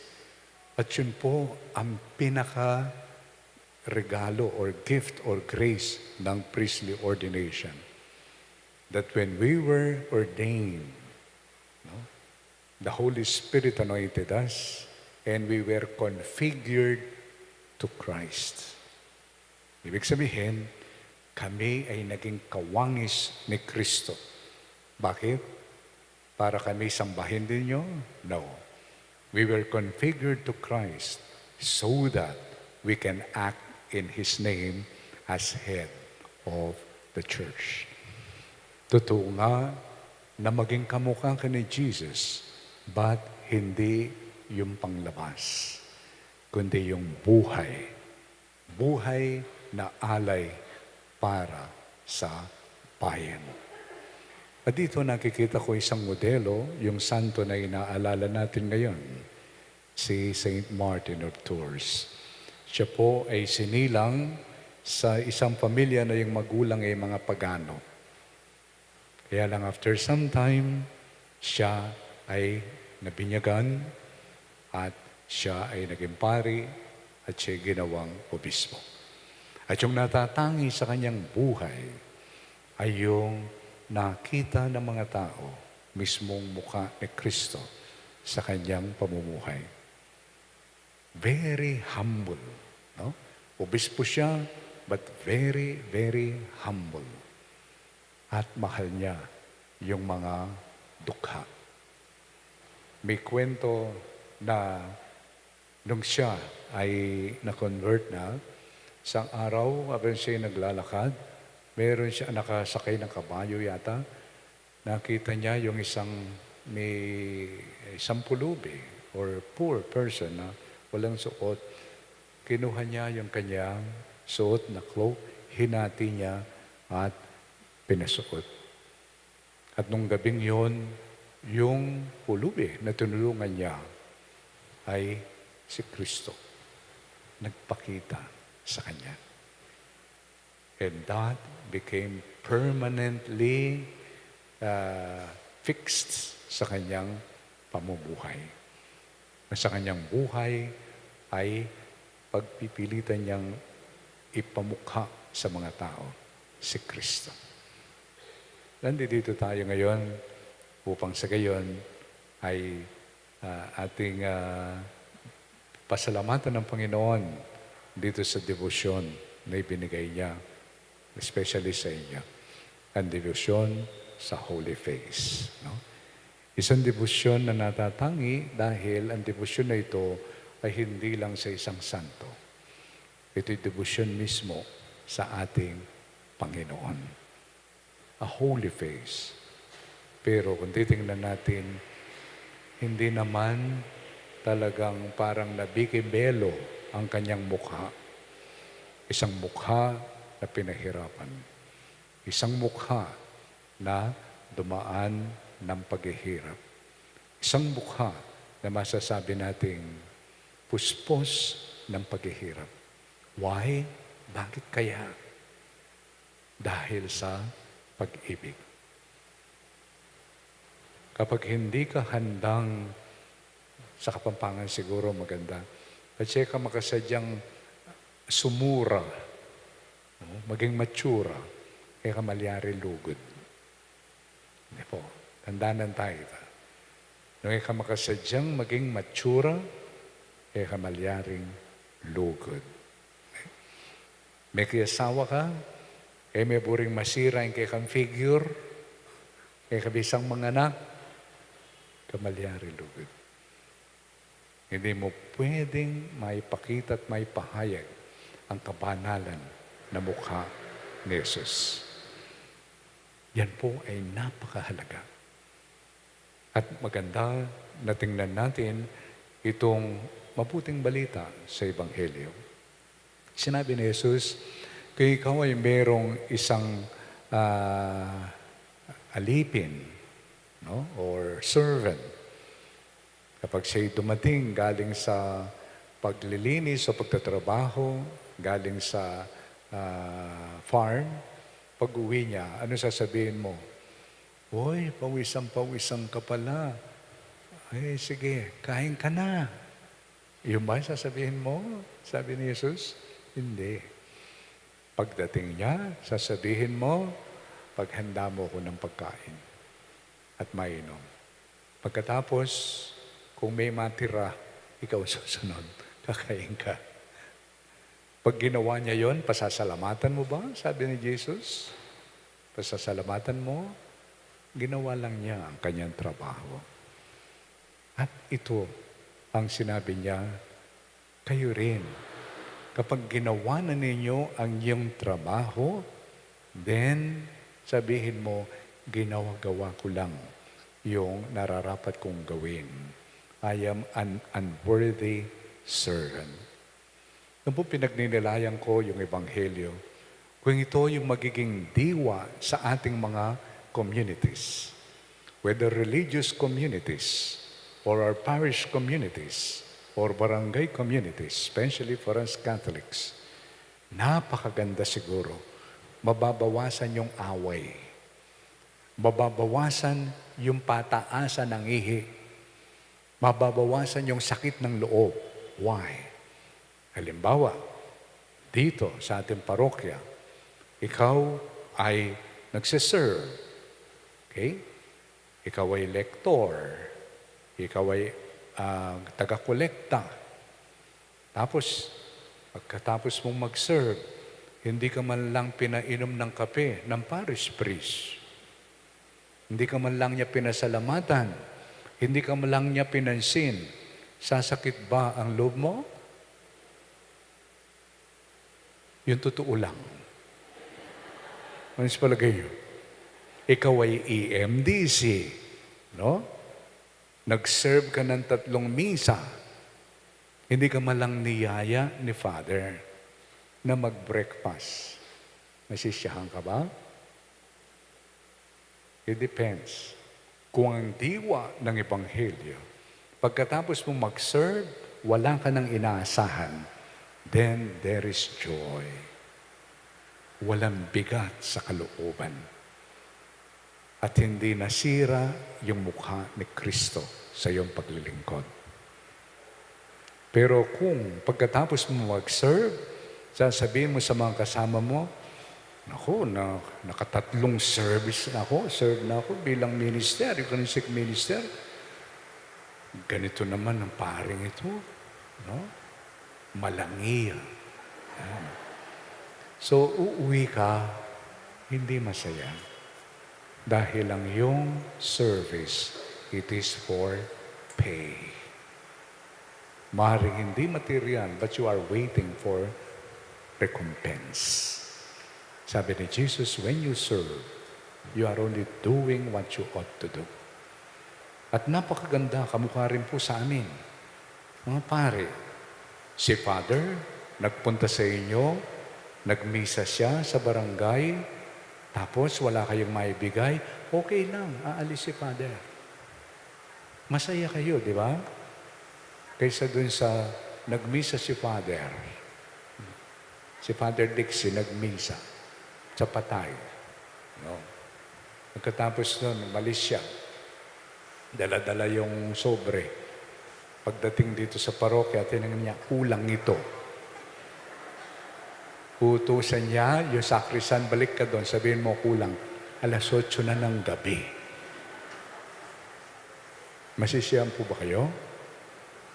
Alam niyo, nung retreat po namin, yung obispong nagbigay, si Bishop Dael, binahagi niya halos kanyang karanasan.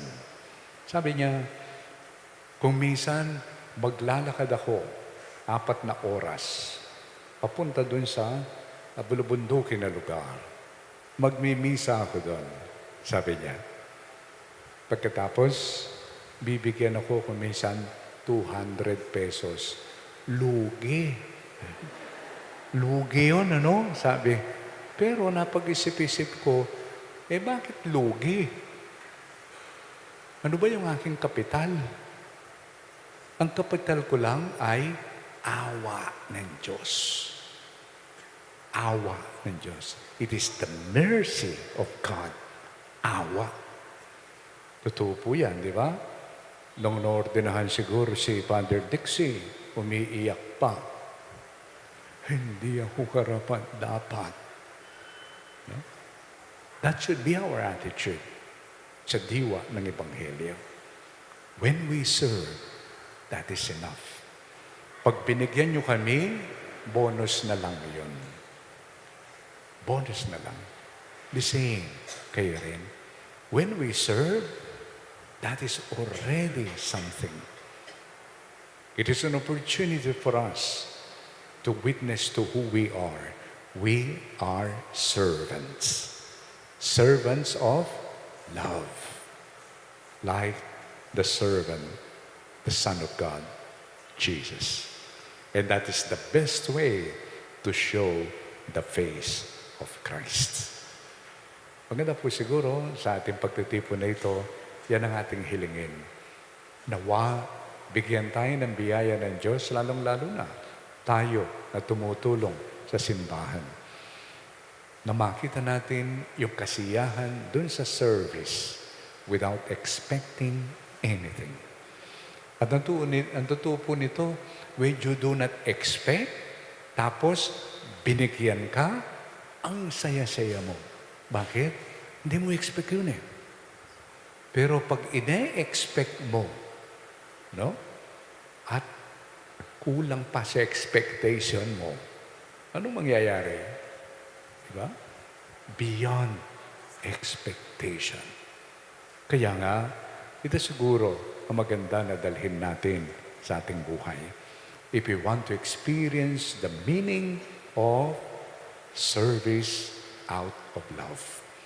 This is a service that was shown to us by the Lord Jesus. It is a service na walang hinihintay na kapalit. At ito ang pag-ibig ng Diyos. Madalas sinasabi ko, ang pag-ibig ng Diyos ay hindi mawawala. Why? Dahil ito'y nakasalalay sa wala. Makasalanan pa tayo, sabi ni Pablo, chapter 5, Romans, makasalanan pa tayo, minahal na tayo ng Diyos. At yung pag-ibig na yun ay pinakita niya nung ang kanyang anak ay namatay para sa iyo, para sa lahat ng tao. And we need to witness to that. Yan nawa ang ibigay na biyaya sa atin ng ating debosyon sa Holy Face. And finally, meron po akong ihilingin sa inyo na devotees ng Holy Face. Okay po ba? Okay? Okay. Every day, no? Mag-schedule kayo ng time. Mag-schedule kayo ng time. Halimbawa, pag alas 6 ng gabi, kayo lahat. Meron kayong dinadasal na prayer, no? Kayong lahat. Magdasal kayo at ang intention ninyo, ipagdasal ang lahat ng mga congressmen at senators. Can you do that? Yes, we know. Merong nagkamali sa kanila. Merong nakalimutan nila yung pangako na mag-serve. Especially sa poor, nakalimutan nila. Nagkasala sila. But please do not forget, they are our brothers and our sisters. Through baptism, they became part of the family of God. Okay? Sila'y bahagi ng pamilya ng Diyos. Kanina, nung binabasa ko, yung inyong ginawa na ritual kanina, meron doon na naitanong ko kay Father kung tumutulo yung simbahan. Kasi yata, yung nakalagay doon, yung grasya ng reparation. Sabi niya, Bishop, hindi naman repair yun, reparation. So alam niyo po yung reparation? Yung reparation is not only sa ating mga kasalanan. That's why I ask you to pray for our senators and our congressmen every day. That's part of the reparation. Because they are members of our body. Taas niyo po yung mga kamay ninyo. Yan. So yung tinaas yung yan, parang yan ang mga senators at congressmen. Bahagi sila ng buong katawan. Sa susunod, siguro, pagdasal nyo rin yung ulo. Sino yung ulo? Oh, yun. Sama nyo rin yun sa inyong reparation. Tayong lahat. Because they are our brothers and our sisters. And the Holy Face wants them to be saved also. Don't you think so? Ano sa palagay nyo? Gusto nyo makatabi yung mga ibang congressman sa langit? Ha? Hindi? Hindi kayo makakapasok sa langit. Kasi kung niligtas ng Diyos yan, baka katabi mo sa upuan yan. Kung ayaw mo makatabi, doon ka sa first floor. Okay? So the meaning of reparation is not easy. Because reparation is done in the name of the whole church. Please include me in your reparatory acts para ako rin ay magbago upang sa gayon ako'y maging kaaya-aya na servant din ng ating mga kaparian, lalong-lalo na kay Father Dixie. Amen.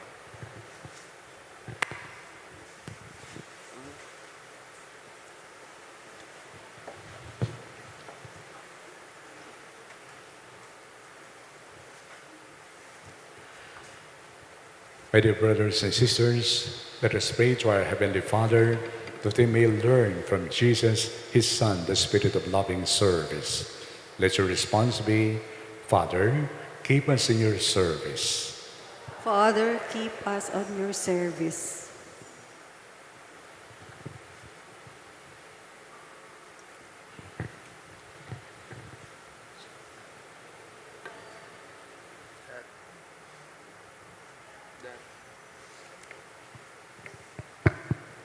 That the Pope, the bishops, and priests may faithfully serve in the household of faith with diligence and dedication. Let us pray to the Lord. Father, keep us in your service. That leaders in our society may become true servants by diligent efforts in bringing the common good to all rather than seeking their selfish gains.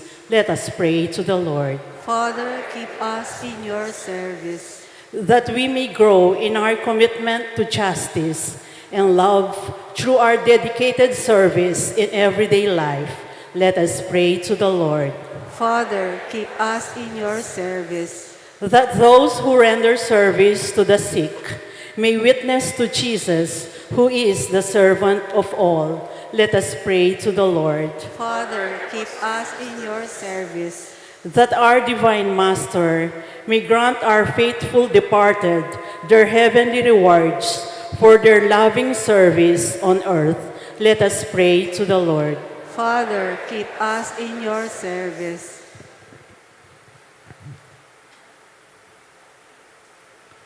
Lord God, help us to become servants for one another with Jesus, who is our Lord, now and forever. Amen.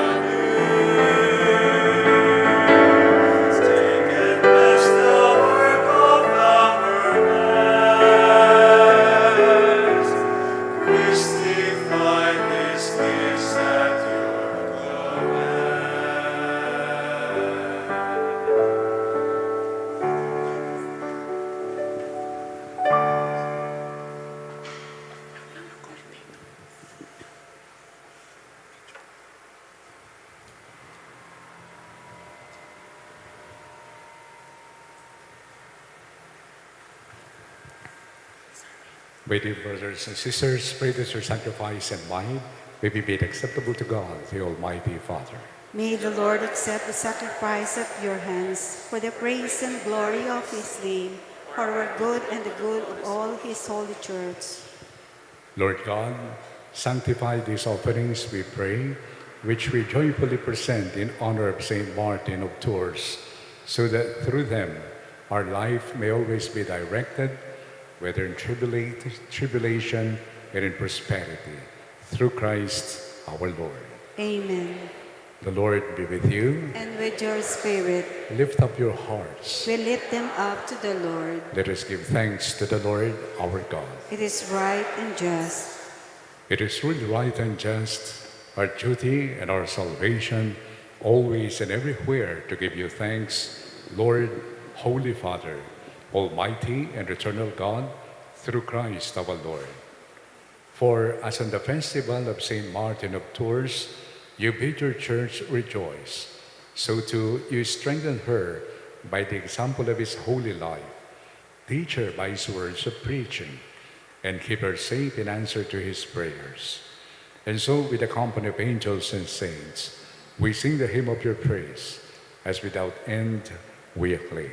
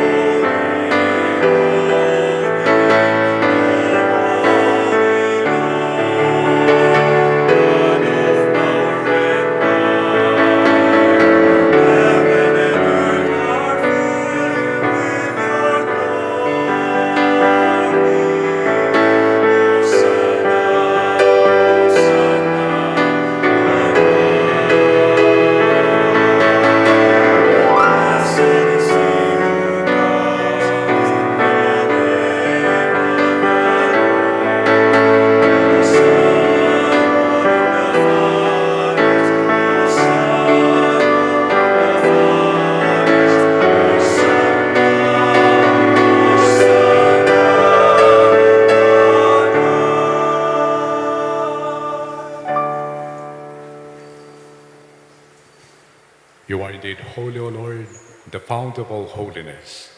Make holy, therefore, these gifts, we pray, by sending down your Spirit upon them like a dew fall, so that they may become for us the body and blood of our Lord Jesus Christ. At the time he was betrayed and entered willingly into his passion, he took bread and, giving thanks, broke it and gave it to his disciples, saying, "Take this, all of you, and eat of it, for this is my body, which will be given out for you."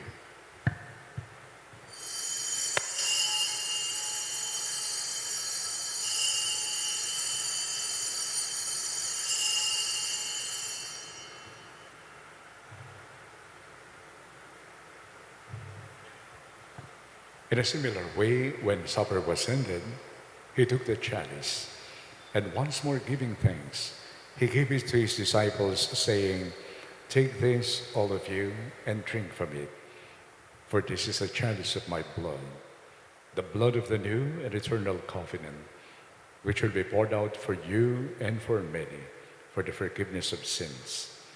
Do this in memory of me."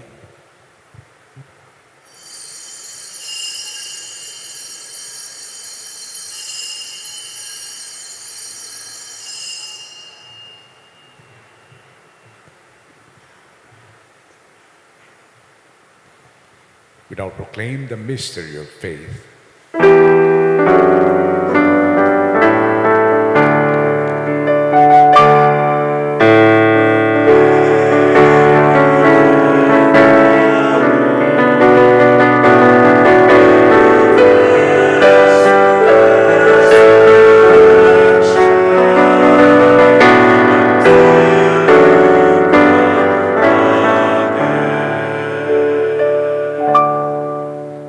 Therefore, as we celebrate the memorial of his death and resurrection, we offer you, Lord, the bread of life and the chalice of salvation, giving thanks that you have held us worthy to be in your presence and minister to you. Humbly we pray that, partaking of the body and blood of Christ, we may be gathered into one by the Holy Spirit.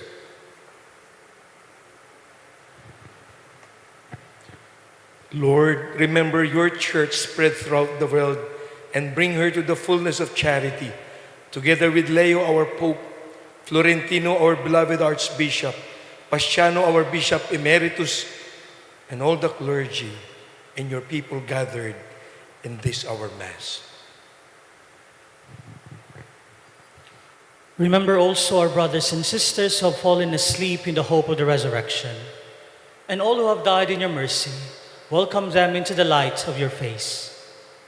Have mercy on us all, we pray, that with the Blessed Virgin Mary, Mother of God, with Saint Joseph, her spouse, with the blessed apostles, with Saint Martin of Tours, and all the saints who have pleased you throughout the ages, we may merit to be co-heirs to eternal life, and may praise and glorify you through your Son, Jesus Christ.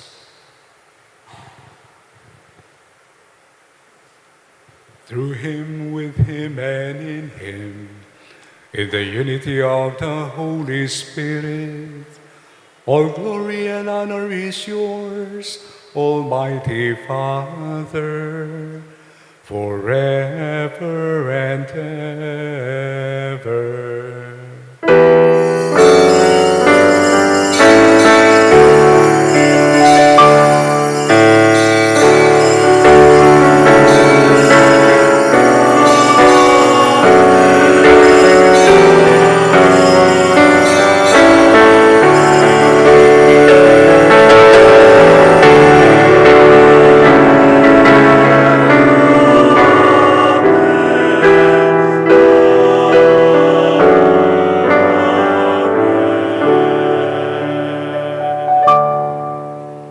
As we wait for the full coming of the Lord's kingdom, together now, as beloved children of God, let us call upon the Father as we pray.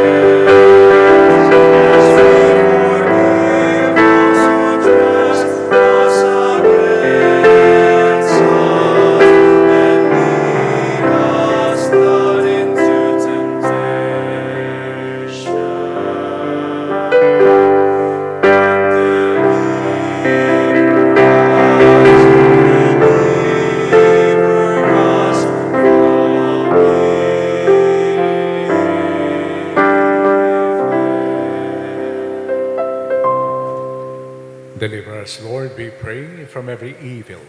Graciously grant peace in our days, that by the help of your mercy, we may be always free from sin and safe from all distress, as we await the blessed hope and the coming of our Savior, Jesus Christ.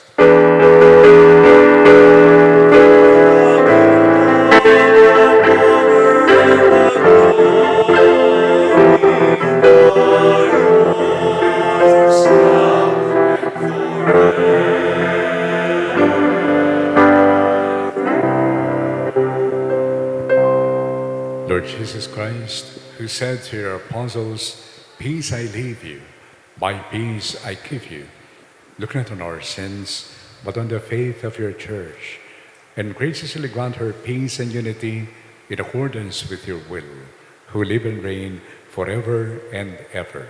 Amen. The peace of the Lord be with you always. And with your spirit. Let us now joyfully offer each other the sign of peace. Peace be with you.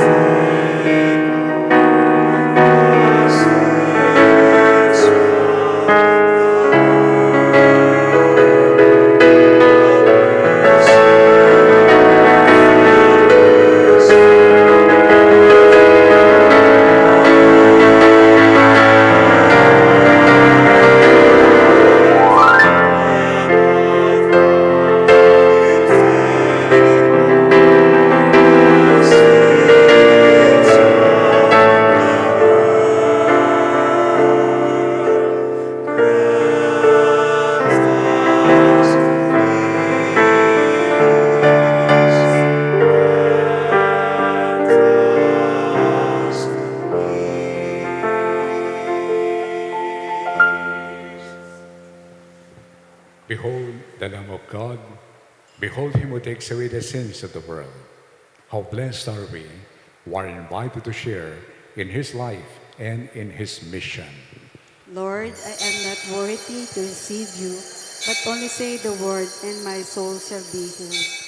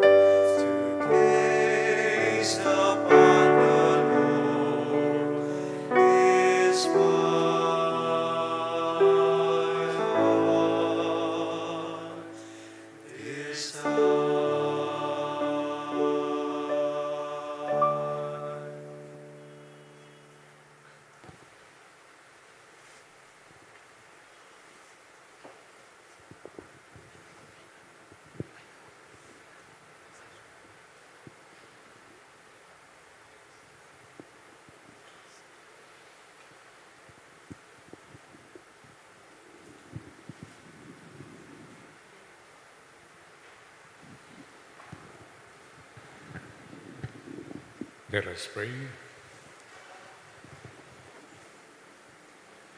Grant to us who have been restored by the sacrament of unity, O Lord, perfect harmony with your will in all things, that just as Saint Martin submitted himself entirely to you, so we too may glory in being truly yours, through Christ our Lord. Amen. So magsiyo po muna kayo, baka gusto ko akong pasalamatan ni Among.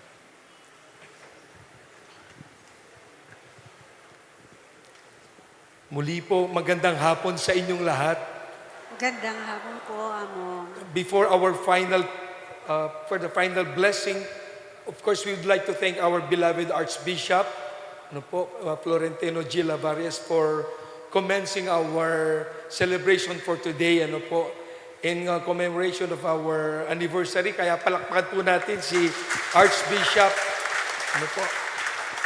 Asundong Lavarias. Of course, we would also like to thank our brother priest who is with us here. He is a visitor from Australia.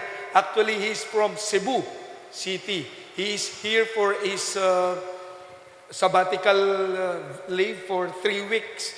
He will be staying with us here for 3 weeks dito po sa ating parokya. He is the parish priest of St. Mary's Parish in Melbourne, Australia. And we are very fortunate to have with us Reverend Father Novi Lim. Palakpan po natin si Father Novi Lim. And we also would like to ask for donation of prayer, of course, for Brother Paul, John Paul, who will be ordained this coming December 3 bilang isang diakono at the Mother of Good Counsel Seminary. 3 po sila. Isa po siya doon. So we would like also to thank Brother John Paul. Ipagdasal din po natin si Brother John Paul. Palak po natin si Brother John Paul. And of course, sa lahat po na narito ngayon, maraming salamat po. Let me call Reverend Mother Maria Anunciata, HFJ, and Sister Aurora Matay, Crusaders of the Holy Face of Jesus National President, for giving token and certificate of appreciation to Archbishop Florentino Lavarias.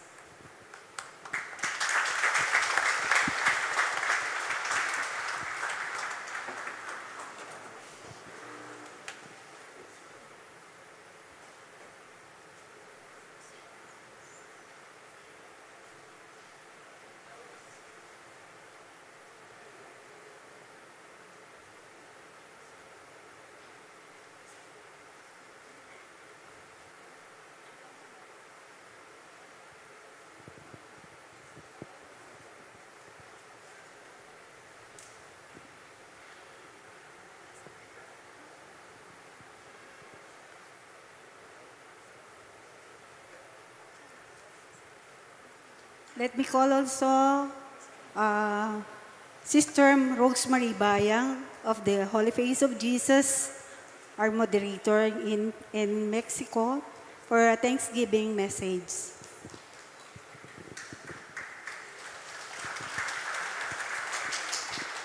O Lord, show us your face, and we shall be saved. Maraming salamat. Palakpakan po natin ang kabanal-banal na mukha ng ating Panginoong Jesus. As we celebrate our Golden Jubilee with the theme contemplating the Holy Face of Jesus, 50 years of grace, devotion, and mission. We thank His Excellency, Most Reverend Florentino Amungdong Lavarias Didi, for his support to make this program come into reality for the first time. Pinayagan at binigyan po tayo ng endorsement letter to promote the devotion to the Holy Face of Jesus to all the parishes here in the Archdiocese of San Fernando. Maraming salamat po, Among. We would like also to thank Among Dixie, our parish priest here in Santa Monica, for his kindness and generosity for warmly accommodating us today for the launching of our pilgrim icon. And thank you very much po. And also, we acknowledge the presence of our Superior General, Reverend Mother Maria Anunciata, SFJ, and the national officers of the CSFJ, Sis Aurora Matay from Manila. And to all of you, maraming salamat po sa inyong pakikiisa sa ating event sa araw na ito, ang launching ng Pilgrim Icon of the Holy Face of Jesus. God bless us all.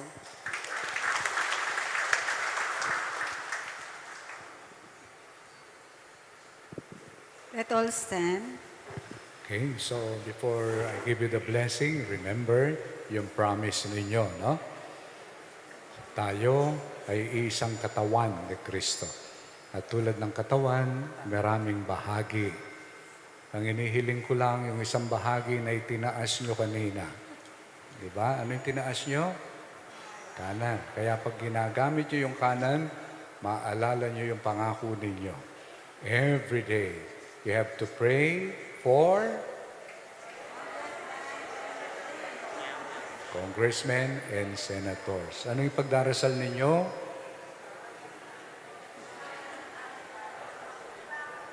Kunin mo Diyos? Hindi naman. We pray for their holy life. Okay? So, tandaan ninyo, isang bahagi yon yung ating leaders. Tandaan ninyo, kaya pag kanan, araw-araw, kumakain ka, makikita mo ito, anak ko, pagdasal ko pala sila. So that is the meaning of reparation for all. No? Pag nagre-repair tayo, buong katawan ni Kristo. Okay po ba yun? Okay. Makikita ko yan kung nagdarasal kayo. Meron akong makikitang congressman na holy. Okay po? So thank you very much. The Lord be with you. And with your spirit. May Almighty God bless you all, the Father, the Son, and the Holy Spirit. Amen. We have joyfully offered the Mass. Now we go and bring with us the peace and the joy of the Holy Face. Thanks be to God.